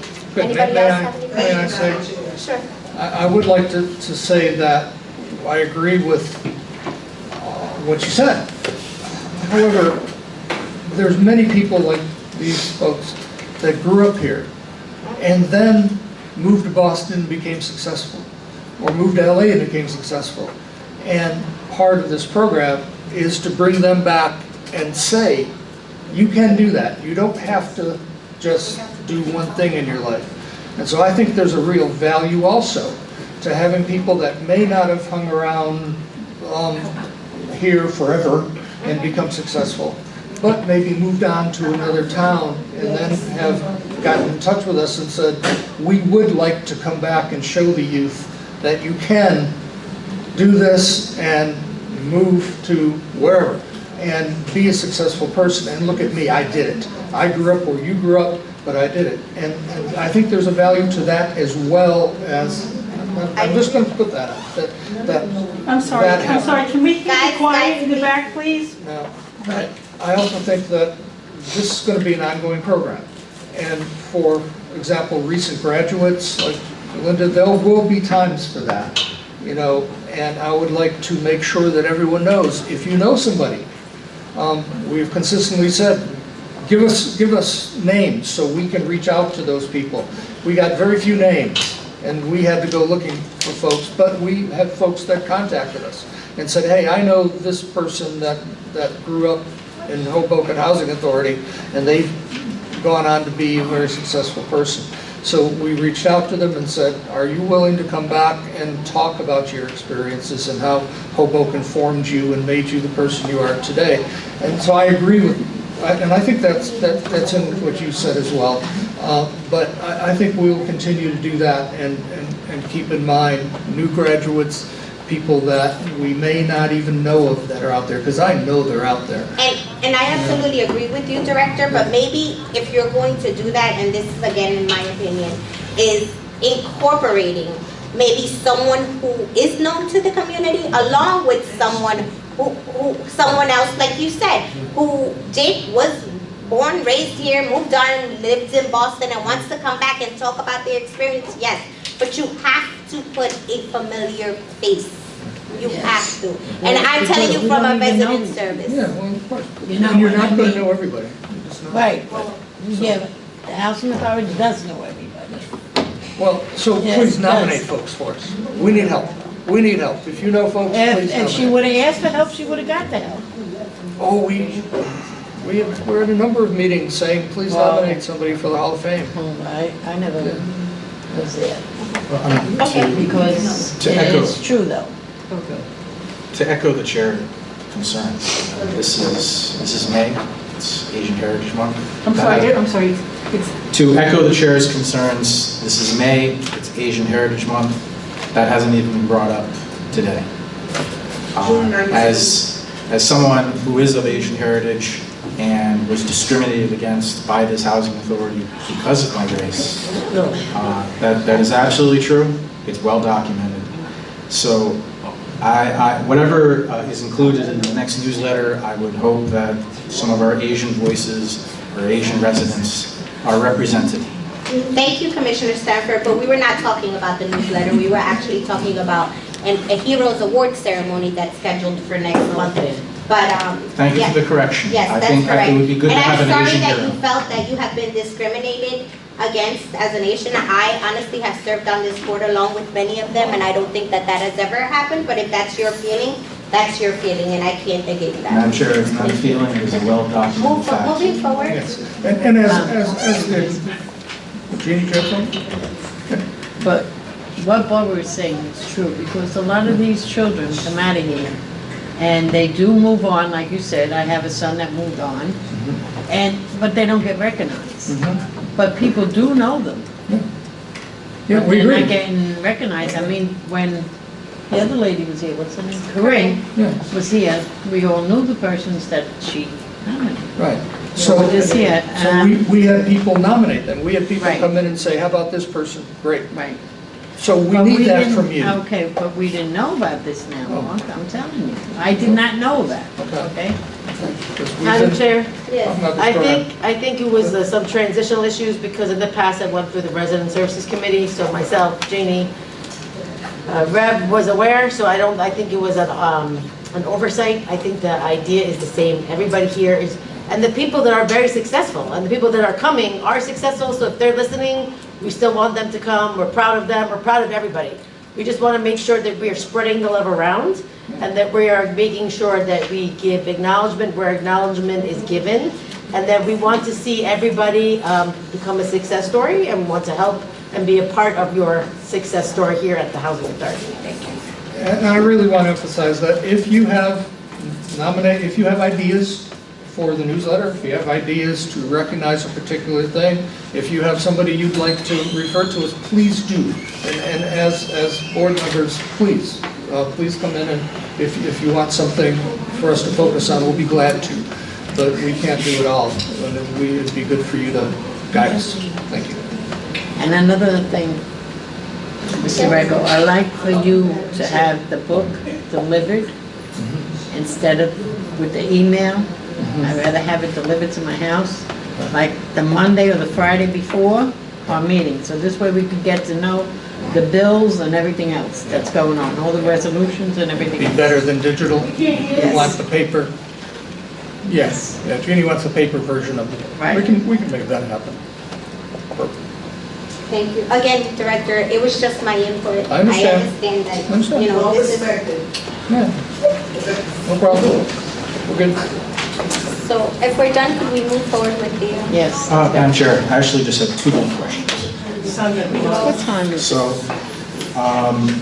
because I was being interrupted so much, there was one last question regarding the RPM, or actually just the broader redevelopment plan. For phase one, where are we going to start construction? According to our strategic plan, which we were involved in, and we're still on that plan. If you take a look at our. It's on the website. Right, It is on the so we web- can talk about it. It is on the website, and that will be the large parking lot at Harrison Gardens.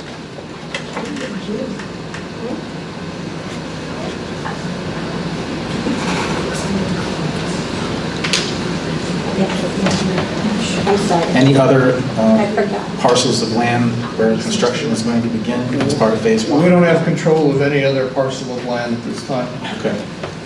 And the second question is for yourself and for council. I noticed there isn't a section in your report regarding the litigation. Did the litigation committee meet at all recently? No. Okay. There has been recent news regarding an unfortunate incident here at the Housing Authority where a lawsuit was reinstated against the Housing Authority. If I, as a commissioner, am contacted to testify, what am I supposed to do? Yeah, I mean, I don't, I'll point out that we are not litigation counsel, so Yeah. we should be giving litigation advice, but if I understand what you're referring to, I believe your understanding is incorrect. A different party was reinstated, not the Housing Authority. But if you have a question, you should refer it to the director, who, if necessary, can seek the advice of litigation counsel. I don't know of that you're speaking, so please feel free to give me any information you have on that. I will, and that's why I'm bringing it up now. If I am contacted and requested to testify or be subpoenaed, who do I contact here at the Housing Authority? You would contact me, and I would advise you from there. And which of our attorneys, we now have 3 attorneys, which of them would I speak with? I would talk also, depending on our insurance company and who would be covering it, they may appoint a litigation counsel, so I don't know how to answer that at this point. So the insurance company, would that be the JIF? Yes. Okay, so the JIF could potentially appoint a specific counsel Yes. to represent this commissioner if I am subpoenaed. Oh, I don't know that. They represent the Housing Authority, and that's what we'd be asking them to do. I think our history is that they have done that in the past. That's up to them. If I may, Director, that's a lot of hypotheticals. Yeah. I think the answer is where you started. You refer any request, question, whatever, to the executive director. Well, I don't discount that, and that is what I will do. But I'm concerned that if I am requested or required to testify, how do I address that? Do I hire my own attorney? Do I contact? Just Again, that's a hypothetical, Commissioner. So the director. Well, but it's a hypothetical because I am a commissioner. I have information that is potentially relevant to this suit, and I'm not sure if I will be called to testify. Again, I don't want to make too many assumptions, but I believe you're referring to a suit to which the authority is not currently a party. If you have a question, if you have an issue, please refer it to the executive director. Okay, then I will follow up with an email, and I hope that I will get a response from both council and the executive director in less than 14 days, given the seriousness of this matter. Thank you. Okay, so we are moving forward with public portion. Let me just remind everyone that you have 5 minutes to speak. I just ask that we are all respectful of one another when we come up and speak. So the first speaker would be Sandra Smith. My name is Sandra Smith. I was getting ready to leave, to tell you to scratch it off, because I couldn't sit long. My reason is here that I thought we go first. Yeah, I speak. Oh, you changed it? Yes. Oh, okay. I didn't know that. But the idea is that I want to say, yeah, I worked it hard doing the maintenance, the things that in the house that y'all had to do your job, which was consistent. I thank you for it, but sometimes they have to do it in a timely spot. Take that in consideration. And this is Affordable Housing Authority. Has it always been, and it should stay that way. And that's the way I see it. Because a lot of people know that this is affordable and this is the only property in Hoboken. Yeah? And this is what it is. Jersey City has many, but we only have one. So affordable, it should stay. And I believe every resident in this building should say, this is affordable. Okay? My thing is, with the housing, with the community room, we are doing games. And Rebecca had just said that you would be here to do things with the residents. Barbara, do it. Because they need to be more activities with their mind, please. We are trying to, just so you know, that Hopes has a creative wellness kind of program going on, and we will be working with Becky for the next round, because we do it in like 8 weeks intervals, to bring some exercises directly here to the program, some creative wellness where you guys get to paint and stuff like that. We bring the canvases, we bring everything, and you guys are just able to do it. We actually have an art auctions where we incorporate our seniors, their work in the art auction. So, yeah. And see, I have bought some art boards for them to paint. And I will bring And this we are back going to to my do it. director so that we can definitely, and Sandra, I can call you so you can give me some ideas of what you think the residents here would like. And, Yeah. And we can, work it that way. Yeah, the crossword puzzles, the find and the seek puzzles, that relaxes their mind. Because I believe right now, by living in this building, they need to have their mind busy at all times. Then there won't be no confusion. So if dominoes, the men's, dominoes, I like dominoes too, so that's a good game. Puzzles, seek with the search, the words, things, all different things. They were the same because they are bored and it keeps their mind going. And when you get older, you always come up with that Alzheimer's. It'll creep in if you don't stay busy. So this is what I was coming to the board to bring up, things that you can do. And either sometimes y'all can come and see what we're doing. Because like Mr. Greco said, that to keep this community room busy. Yes. And doing things, and sometimes like you have company or a birthday, they'll get a table. And I thought that was nice. Lonely, she had a birthday, and we just came and we sat and had some food, like dinner, and sing happy birthday to her. And it was just a few of us, and we just finished and went upstairs, and I think that was very nice of a resident. But, and it makes their heart good. So everyone that has things that you think you want, games or something, donate. Because I've been having flea markets, and this is what we're doing, and help out. And also, too, another thing, and I'll be finished, we see outside those plants, you can even donate a plant. So we can make this beautify out here. And our one bench that we are still waiting for, another bench, is not here yet. Okay, thank you. Thank you. I'm going upstairs. Patrick Flowers. Carlos?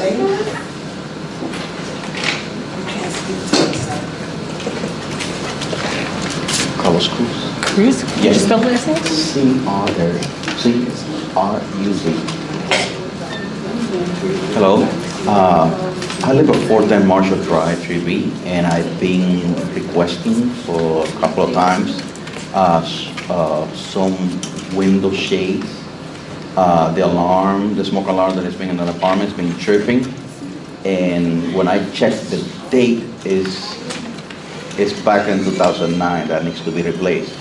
So I would like someone to check on that. And also like some heater valves that need to be replaced. Despite the multiple attempts that I tried to reach the housing authority, I understand they're short-staffed. So it should be someone, available to take care of the issue. Thank you. Thank you. What's your apartment number? 3D. Thank you. You said heater, did you say heater wall? Heater valve. Heater valve. We'll get it on. Thank you.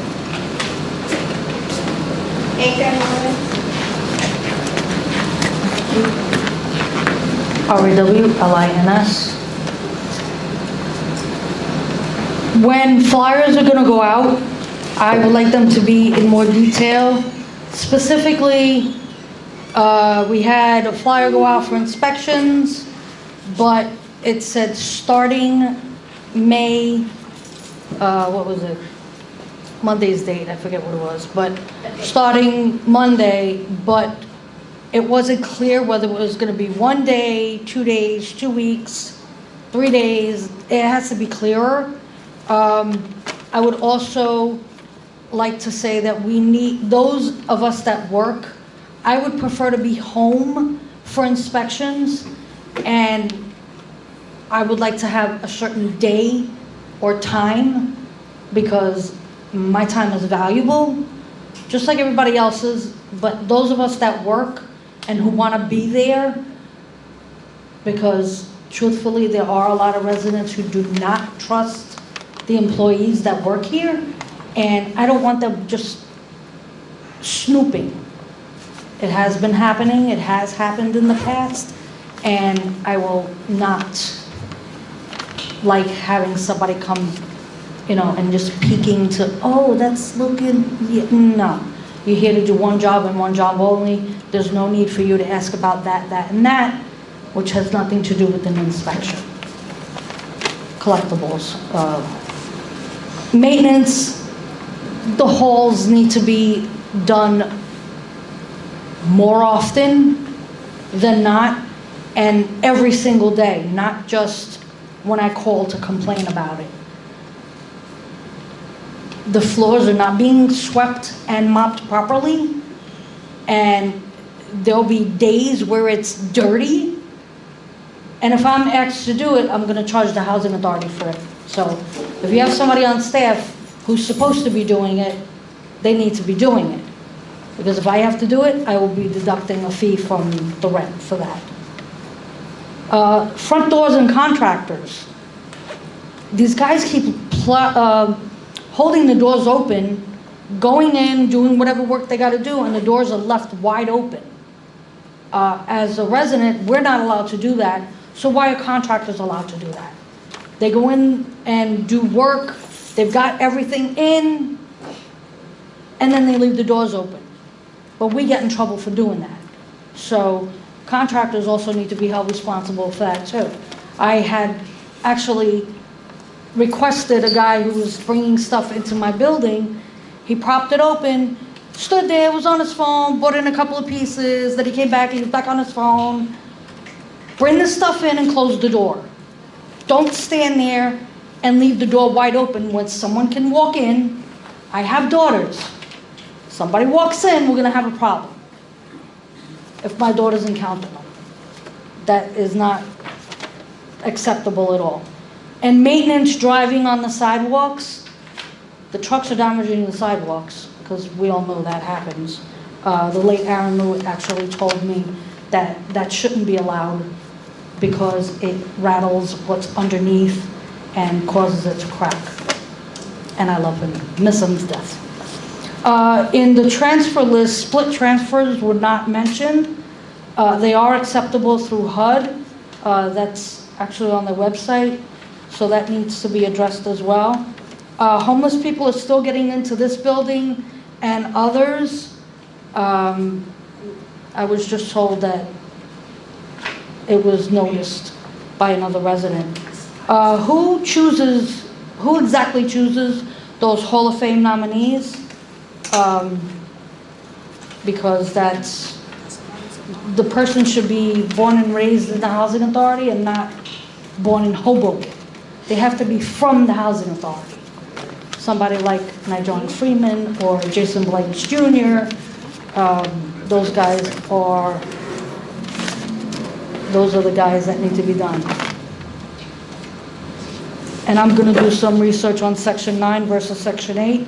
Takes 5 minutes to do research, James. Very easy, I do it all the time. Thank you. Thank you, Director, I just want to add something to that. And I think Commissioner Edwards actually, he just pointed it out to me, but I was also thinking about that. I think that was a great video that was showed today, just to let the residents know like what transfers are and how they work. It would be amazing if we could have it in Spanish. Yeah, and I should have said right at the beginning, that was kind of our first draft. So yes, it will definitely be translated, it'll definitely be in Spanish. And I appreciate, Ms. Rollins, anything that we might notice that you think we might need to add, like specifically doing the split, that type of thing, we'll be glad to develop that for you. It makes sense. Thank you. Excuse me, Madam Chair, just me and Manny Rivera. Could you consider us, because today we tried to make it, they was towing our cars. That's why Ms. Braxton came in and told me, because I just have one issue that's really severe, and I want to hold your question that you said about the Hall of Fame. Okay. We'll really appreciate it if you give us the courtesy. Pat, I'm gonna do it for this time, 5 minutes respectfully, and this will not happen again, just so you're aware, Thank you. okay? Thank you. I really do. Go ahead, Pat. Thank you. With that being said, Pat Waiters, I'm just more concerned about the residents thinking I'm turning them down when they ask me to come here. I'm actually at work at the high school, so y'all didn't see me. So, look, I'm actually at work, but I thought this was important to be here. There's some pictures I'd rather share off the record with you, Mr. Recco, and you, Madam Chair, you know, versus everybody getting all antsy, because they are really critical pictures. And with what you just said, amazing. But I don't know if it will be a conflict of interest if we use Larry as an example. When I say a role model, the kids will look, because I did juvenile detention for 3 years. The children look up to somebody that they know. Okay, I hate to say it like that, but you hit it right on the nose. I'm seeing it in the school district. I can see one teacher say, get to your class, and they don't go. And I can see somebody else walk down the hall and say, pull your pants up, get to your class, and they in their class. You get it? So when we say role model, that example of a role model is them seeing me. I seen Larry start from Hopes to whatever, and now he's a correction officer. And I was in that same spot. You get it? So I know how hard it is, and to be recognized is a good feeling, but I tell them this in Hoboken all the time. I don't care if they don't recognize me, because what I do is not for personal gain or reward. I want to see change in the children that look like me. You feel me? So I don't give up, and I continue to encourage and inspire them. That's what it's about. Don't wait till the holiday, the initial holiday come, and we throw it out there, because then they're not going to believe it. They're going to believe in themselves if you take an everyday kid off the street and say, look at that. You know Larry? Guess what? He's a correction officer. I could do it too. Your husband walk over, shake his hand, and they're going to respect bond right there. That's what you do. And I'm tired of seeing it in Hoboken all the time. I've been telling the superintendent this. Don't randomly just pick people and say, oh, you go down in the housing authority and speak to them, and they don't look like us. They don't know our struggle. How many times before you sat on that board you talked about a struggle and mom raising kids? That's you, Barbara. You deserve recognition too. We shouldn't be a part of a political clique or a political vote to be recognized. So I'm recognizing you tonight, Ms. Chair, and your words, them inspiring words, because June 19, yes, Mr. Sanford, the Asians is in March or May, but guess what? 3 weeks after that, we all should be on it, because June 19 is strong, and we've been through a lot. Our struggle is real. Okay? So when we say all, if we could get more used now that they made racism legal in America, if we could get used to really including, that's why I respect you. Because speaking about race and diversity is a hard topic. Pat Wade has been saying that in Hoboken 27 years. That's why I continue to run. Because I know race played a huge factor. So I'm wrapping it up and saying this, I would never quit.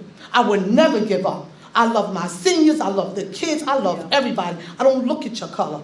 I look at your vision. And my vision is to see us unite in freedom one day. Okay, so we're going to respect everybody, and I appreciate you so much for giving me the respect and time, and I was very respectful, and don't tell on me, but to give me the respect and time to speak. Thank you. Let me go lock the stool. Don't tell it. Go ahead. Oh, Pat, wait, I'm sorry. You I just want to say, you know, thank you for what you said about Larry. He's my children's father, and you're absolutely right. Yeah, he was, and I did submit a few. I had submitted, and like Erica Seitzman said previously, I think it was in the midst of the transition that they did get lost. But you're absolutely right. Individuals like that are individuals that should be honored, and I'm pretty sure that now that this point has been brought up, that they will be considered. And please, it was not heard of, Barbara, in Hoboken. Yeah. People that look like Larry couldn't get on the fire department. Yeah. People couldn't get on the police department. That's why I get mad when they try to sweep it under the rug. Say it. We got to say our story so it can never happen again, like everybody else do. Say it. I seen Larry come from nothing. The first black police officer, because I went down and told Kenneth Ferranti, no, we shall overcome, we will overcome. You see Huggins and them on the police force. You feel me? That's what we need. Thank you, Barbara. I'm sorry, Ms. Braxton.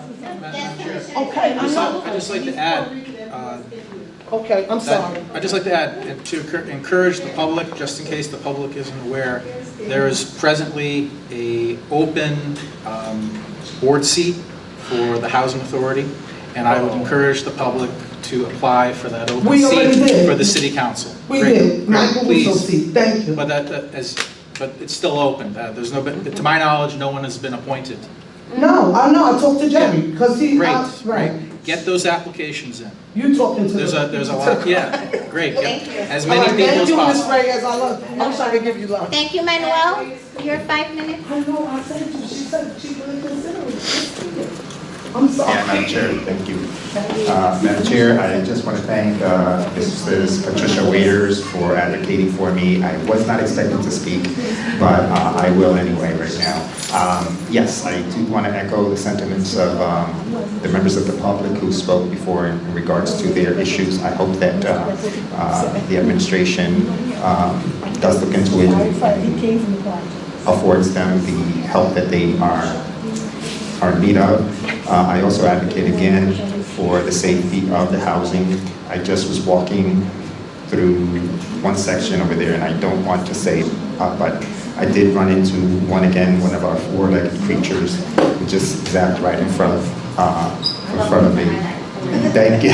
No, I used to, I had relatives living here, so it is very emotional. So I just want to say, again, which is not often said, but thank you for the work that you do. Thank you for the volunteering.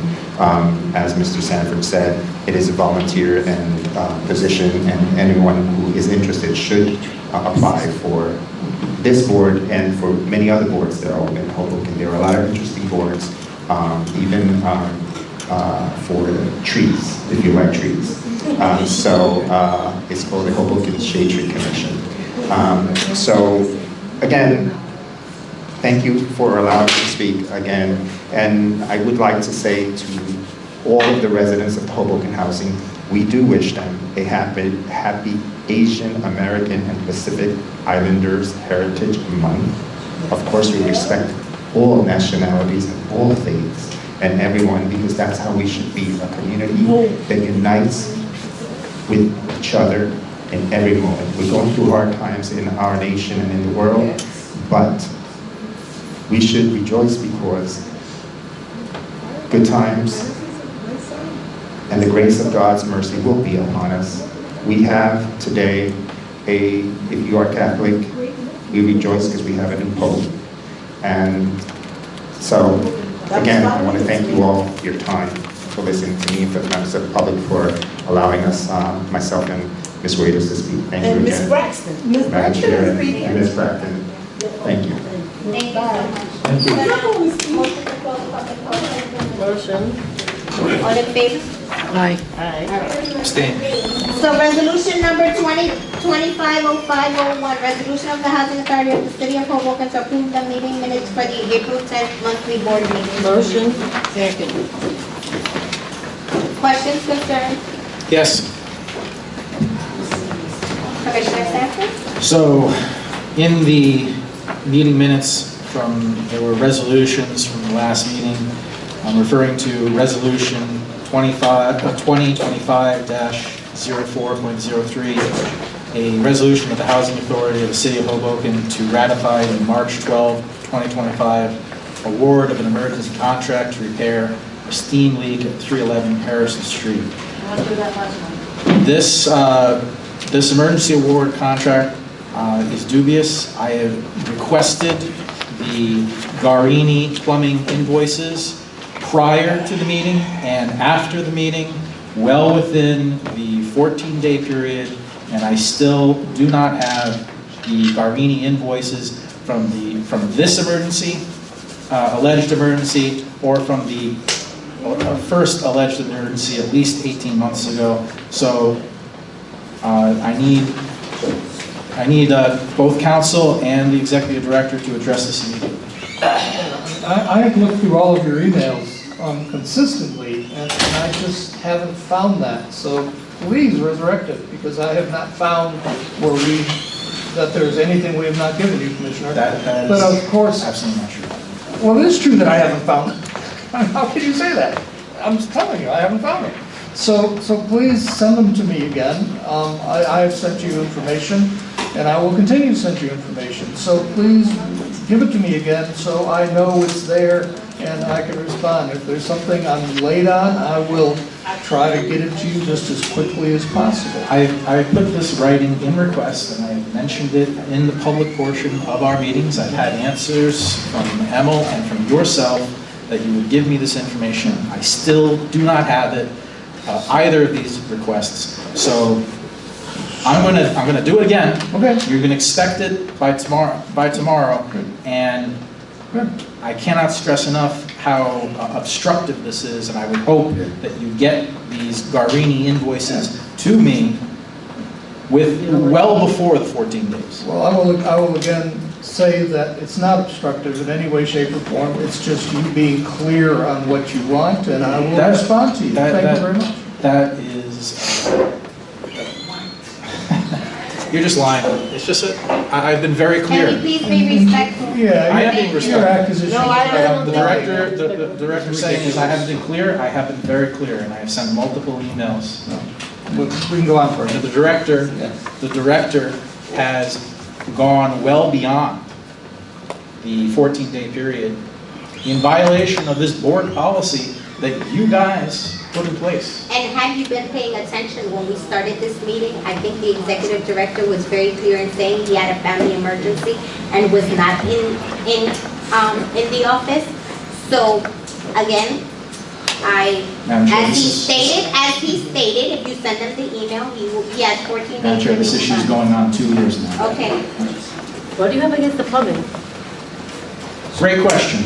So, Garini Plumbing, to answer your question, Madam Chair, Garini Plumbing has donated vast sums of money to the campaign of Councilman Russo, who wasn't here. And at the last meeting, I asked Councilman Russo to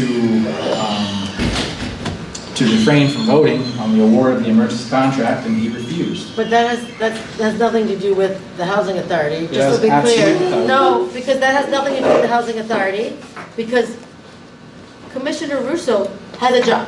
He's not here day to day. He has nothing to do with plumbing. Whoever is the best in an emergency, who am I gonna call? This Christmas, you're gonna call the person that's the closest that's gonna come. Emil did his due diligence, reviewed everything with the committee, 100% kosher. So I have no idea why you are insisting, only because you're going after, going after Commissioner Russo. You are trying to make plumbing political, when that just happens to be the people who are there when we need them as an opportunity to fix our problems. Thank you, Madam Chair, for bringing up the fact that Commissioner Russo does have a job, and that job is under the employment of one of these resolutions that's going to be heard at the meeting today for the Passaic Valley's authority. I'm sorry, because, So thanks for bringing that up. because we sent. I'm sorry, it's going to be heard at the meeting today because we. Could you start over? There's something going on. Sure, I know. And that job is under the employment of one of these resolutions that's going to be heard at the meeting today because we. Yeah, so I'll clarify. So the vice chair brought up Mr. Russo's current employment, and one of the resolutions before the authority is, I believe, the employer of Commissioner Russo. And he's So I not thank here you for to bringing it vote, up. so he's. Well, so. He's not here to vote. It's kind of suspicious. He's not doing It's anything. suspicious, and that's my job, is to provide oversight. He's suspicious because he didn't come to a meeting? How many meetings have you missed? Nobody calls you suspicious. It's suspicious, the number of resolutions that touch on the personal welfare and benefit of Councilman Russo. Listen, he's not here to vote. If I may, Madam Chair, Sure. just for the public's benefit, this is a resolution about the minutes of last month's meeting. You're referring to a totally separate resolution. If you want to discuss it, I would recommend discussing it when that resolution is before the board. Thank you. You're absolutely right, and I was Instead answering of a question doing, from the vice chair. instead of using the minutes as a backdoor, the minutes are a record of what happened last month. Okay. so Did they what- happen what- or didn't they? Are they so- correct or incorrect? I'm gonna ask questions, whether it's the back door, the front door, the windows. Okay, so moving Any way to forward. ask these questions which you do not want to answer. No, I'm just telling you to ask him at the appropriate I time. don't think he didn't want to answer. He wants them to be answered at the appropriate time. Please don't put words in Matt's mouth. Okay. Okay, Well, please don't moving forward. defend Commissioner Russo. She did, I am not I did. defending anything, I'm defending the process. Because, and we can talk about it later, because Commissioner Edwards and I were at the meeting, so we understand the process. Okay, well, the process is the board is supposed to get information about procurement. Okay, and moving we're forward, not- wait, And this wait. member of the board isn't getting that information. Okay, we addressed that. You're gonna send an email, it'll be answered in 14 Yes, days. thank you, Madam Chair. Moving forward, anything else with the minutes? No, thank you. Okay, thank you. So, Director, could you please call the vote? David Edwards? Yes. Anthony Forbes? Commissioner Forbes? Right? You're muted. I'm sorry, yes. Barbara Reyes? Yes. Jean Rodriguez? Yes. Michael Russo? James Sanford? No. Erica Seitzman? Yes. Resolution number 2025-0502, resolution authorizing the payment of the monthly list of bills for the Hoboken Housing Authority. Motion? Second. Questions, concerns? Is this for the list of bills? Are you following us? Yes, I am. Okay. Just asking, just want to be on the same page with everybody. Okay. So I do have questions. Does anybody else have any questions? Want to go before me? I have one comment or question for the director and for Emma. I noticed that when the list of bills came out originally, item number 61 was for Guarini. It's not there, and it was blank, i.e. that it was going to be amended and the amount was put in. You'll notice that in the list of bills now that Commissioner Sanford is asking about, there is no line item for Guarini. So my question becomes, he's asking for invoices. Do we have in fact the invoices, and it does not appear that we've actually paid them, so that the information he's asking for doesn't yet exist? Well, that's entirely possible, but Emil, can you comment on that? So that was, the invoices did exist for the emergency contract last month. That was my mistake, that line item, I think there were 2 line items that were blank, should have been deleted. That was my mistake. So we paid them last month, Emil, if I understand? It was Yes, approved that's last correct. month as a payment, and then you forgot to delete Guarini for this month, and then finally caught up. Okay. That was my only comment or question. Okay. Thank you, Commissioner Edwards. To build on your comment/question, that is exactly one of the items that I exactly wanted to talk about.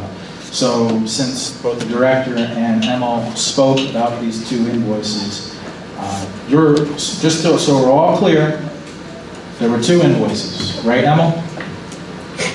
So last month, there was 1 invoice for $19,976. Okay. That was paid last month. All right, and do you have that in front of you? Do you have that in front of you? I have it at the office. Okay, not a problem. So for that 19,000 some invoice, I am going to put it in writing again, and I would like that document given to me and the entire board as soon as possible. Is that possible, Emil? That goes to the director. Director, is that possible? We'll get it to you as soon as possible. Okay, thank you. Anybody else have any questions? I have some questions. Commissioner Stanford, the floor is yours, and you don't need to continue to ask if anyone has any questions. That's my job, not yours. Thank you. Well, we're all co-equal here. I just wanted to be polite. I'm the chair, I'm running this, not. I know you're Thank you. running. Okay, thank you. No, you're not. You're being very condescending is what you're trying to do. So, and I'm taking it as harassment, but go ahead, you can move forward. Well, that's quite interesting. All right, so I'll just keep going.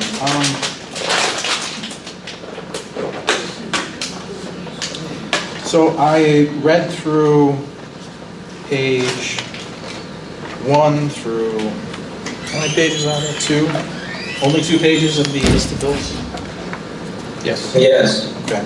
Are there any invoices for legal services for the month of April and to present? I don't see them. No, there weren't. There weren't. Were legal services provided during the month of April? Yeah, I mean, Okay. last month, So- for example, so why- that was at the board meeting. Right. So why are there no invoices for legal They weren't services? received on time. Yeah. So they're gonna be processed next month. Have they been received yet? You just said they were. They weren't received on time, but have they been received yet? Were they received yesterday? Yeah.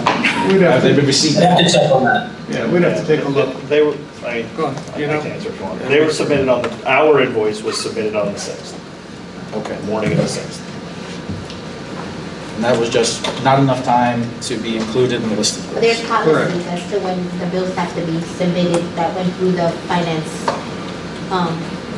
committee. There's a certain date that, correct, Director? Yeah, correct. Saying there's a certain date that our vendors have to have Yeah. their, And essentially, we need to get them so we can verify them, process them, make sure they're right, and then we bring it back to the list of bills. Thank you. So we have other attorneys. We have this new attorney from, I'm just going to call them Takatis, the I'm Takatis sorry, Law you're gonna Firm. call him the, I'm just going to, there's a new attorney that was retained by the authority. I'm just going to refer to it as the Takatis Law Firm. It's a very lengthy name. So their contract, as I understand it, began April 1st. Has Takatis provided any legal services since April 1st, 2025? They have. Okay? Yes. And has their invoice been submitted to the authority? My understanding is it hasn't. Has not.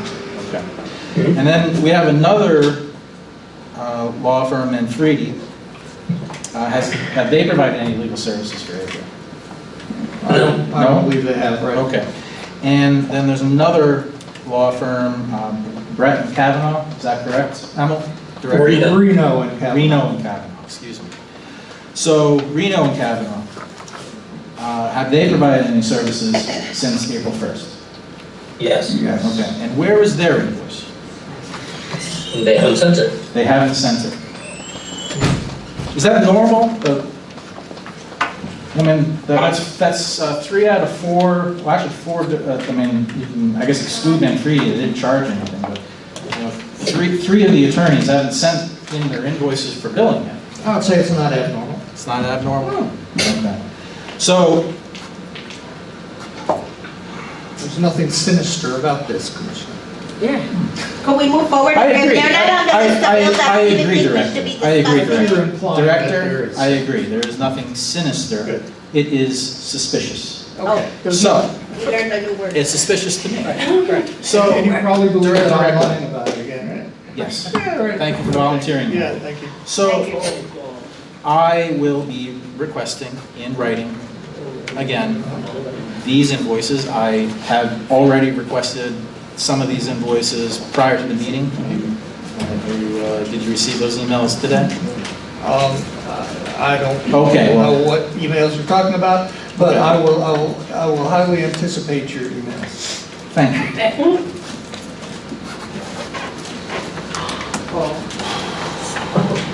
That is it for my questions.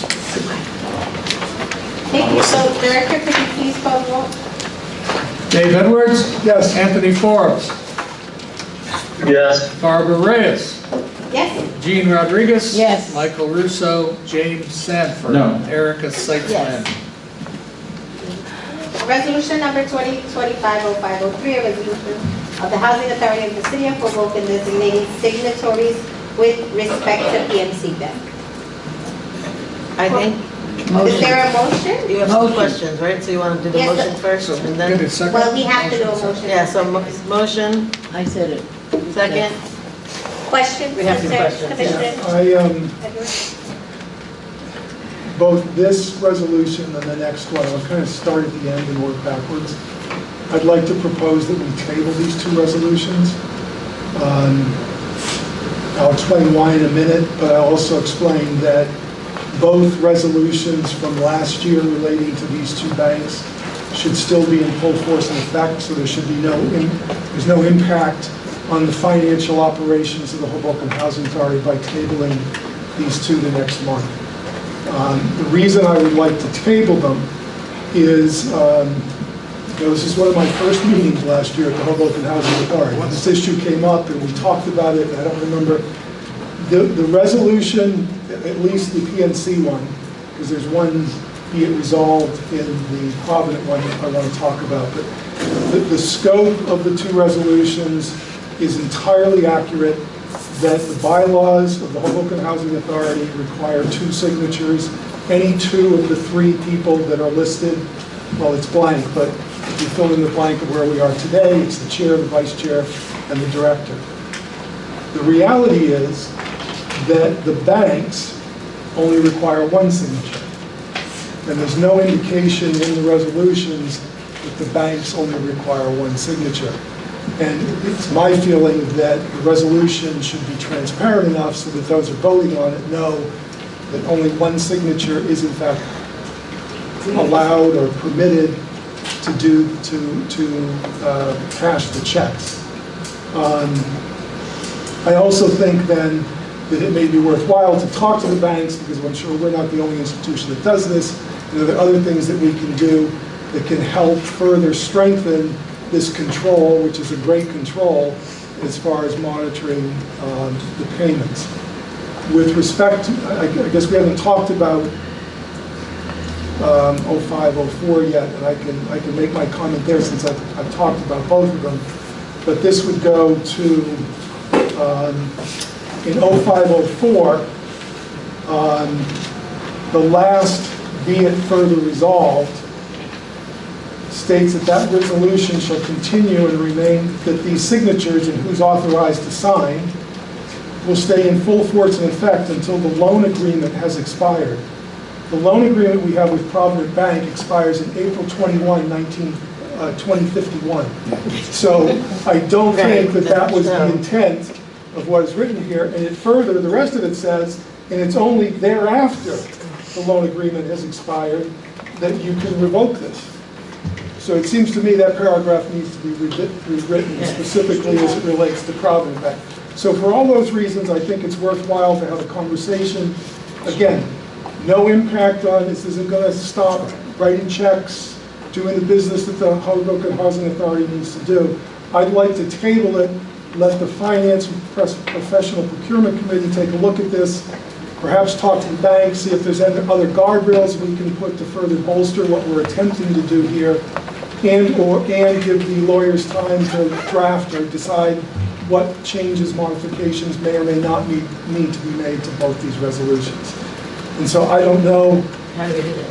Mr. Attorney, do we continue, I guess, with conversation, but how do we do what it is that I just suggested? So if you wanted to go that route and the rest of the board wanted to, you would be free to make a motion to table. And then if Now there's a in the second. midst of the motion Correct, that's already yeah. on the table. Right, and if there is a second, then the board could Then I discuss make a it. motion, should I do it for just this resolution or for both? You can do it with both. Okay, I make a resolution, I move. Resolution number. Motion. You make a motion. Sorry. Yeah, that's I okay. make a motion that we table resolutions number 2025-05-03 and 2025-05-04 until the next meeting. Second. Director Fulmer? Discussion. Sure.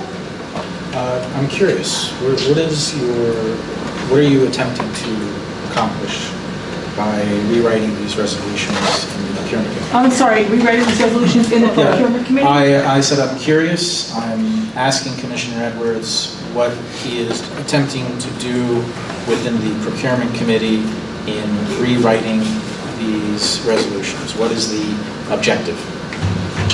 I was pretty clear on that. I did not understand. Okay. Okay. To include in both resolutions the fact that the banks only require one signature. That's not listed in either of these resolutions. How are we effective by having one signature versus two signatures? I'm always curious because this question, or a variant of this question, comes up all the time. My understanding has always been that we've had a chair and a vice chair authorized to sign so that if or when the chair is simply not available to sign off on the checks, that the vice chair can sign off on the checks. And that you are, okay. Two separate entities here that we're involved with. One is the bylaws of this organization. It does exactly as you just said. We have 3 people that are qualified to sign, so if one is absent, we still have 2 that can sign and the business of the organization can go on. Right. Separate is the actual banks that are going to be cashing those checks and paying those checks. We sign, there's a signatory page that is signed with the banks that lists who's authorized to sign. At the bottom of that form, or in the legal documentation in that form, it says for us to consider a check authentic or payable, and I'm using non-legal terms here, so if there's a legal definition, I'm speaking in layman's terms. For example, if one of the 3 people wrote a check and only they signed it, it would be in violation of the Hoboken Housing Authority bylaws, but the bank would cash it because they only require one signature. So is the goal to require the bank to require more signatures? I would love to be able to do that, but most banks do not allow 2 signatories on checks because the way checks are processed these days, they go through a computer and there's not the ability to figure out which ones. Anyways, banks don't do it. Well, but they do allow multiple authorized signers. Correct. Is that the objective of No, this report? the objective, again, is to make it transparent that there's a distinction between what the Hoboken Housing Authority requires and what the bank requires. I wanted each person here to know that although we have this constraint or this guardrail against fraudulent checks being written by having 2 signatures, that the bank is only going to authorize 1. So I don't think it's a big risk. I'm not aware of any checks that have been written by only 1 person. I'm not aware of any fraud, any of that other stuff. I am merely saying let's be transparent as to what is going on here. So it could be as simple as all of this, and please note that the bank only requires 1 signature. But I don't want to sit here tonight and argue back, is this the right language, is that the right language? So I'm proposing it go to the Finance Committee. I'm also proposing that perhaps the CFO call the banks and say, is there anything else we can do? My guess is they're going to say, no, I'm sorry, there isn't. But you know, it's one of those things, if you don't ask, you don't know the answer. And so that is what I'm trying to get at here. And then specifically with Provident, there's that last paragraph that needs to be, in my mind, changed. Because the way it's written right now, until 2051, any 2 of these 3 can sign a check on behalf of the Hoboken Housing Authority for Fox Hill, whether they're on the board or not. That's what it says.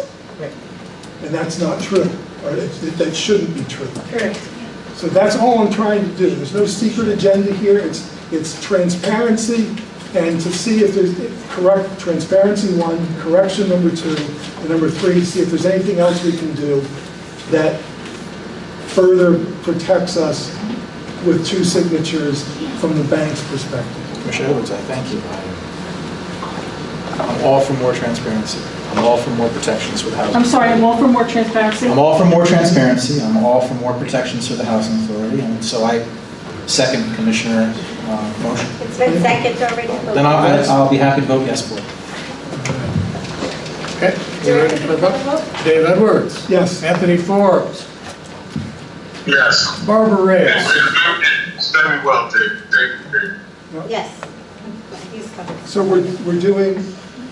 Are we doing both of these? This at the is the same motion time? to table both Yes. 04 and, I'm sorry, 03 and 04. Yes. We're done. Good? Now you have to do January. Yes, you started the roll. You're Now up I to Gene. interrupt the EA, Anthony Forbes is EA, Barbara Reyes is EA, and now we're on to Gene Rodriguez. And Michael Russo, James Sanford, Yes. Erica Seitzman. Yes. I can skip. Can I just go to Yes. the ladies' room? Yes. Sure, absolutely. Motion for a 5-minute break? Yeah, motion for a 5-minute break. Sure. Second? All in favor? Aye. Thank you. Just 2 minutes. No, no, Take all the time. no, she's back by 10. Okay, good, we're under 5. I'm ready too, by the way, thank you.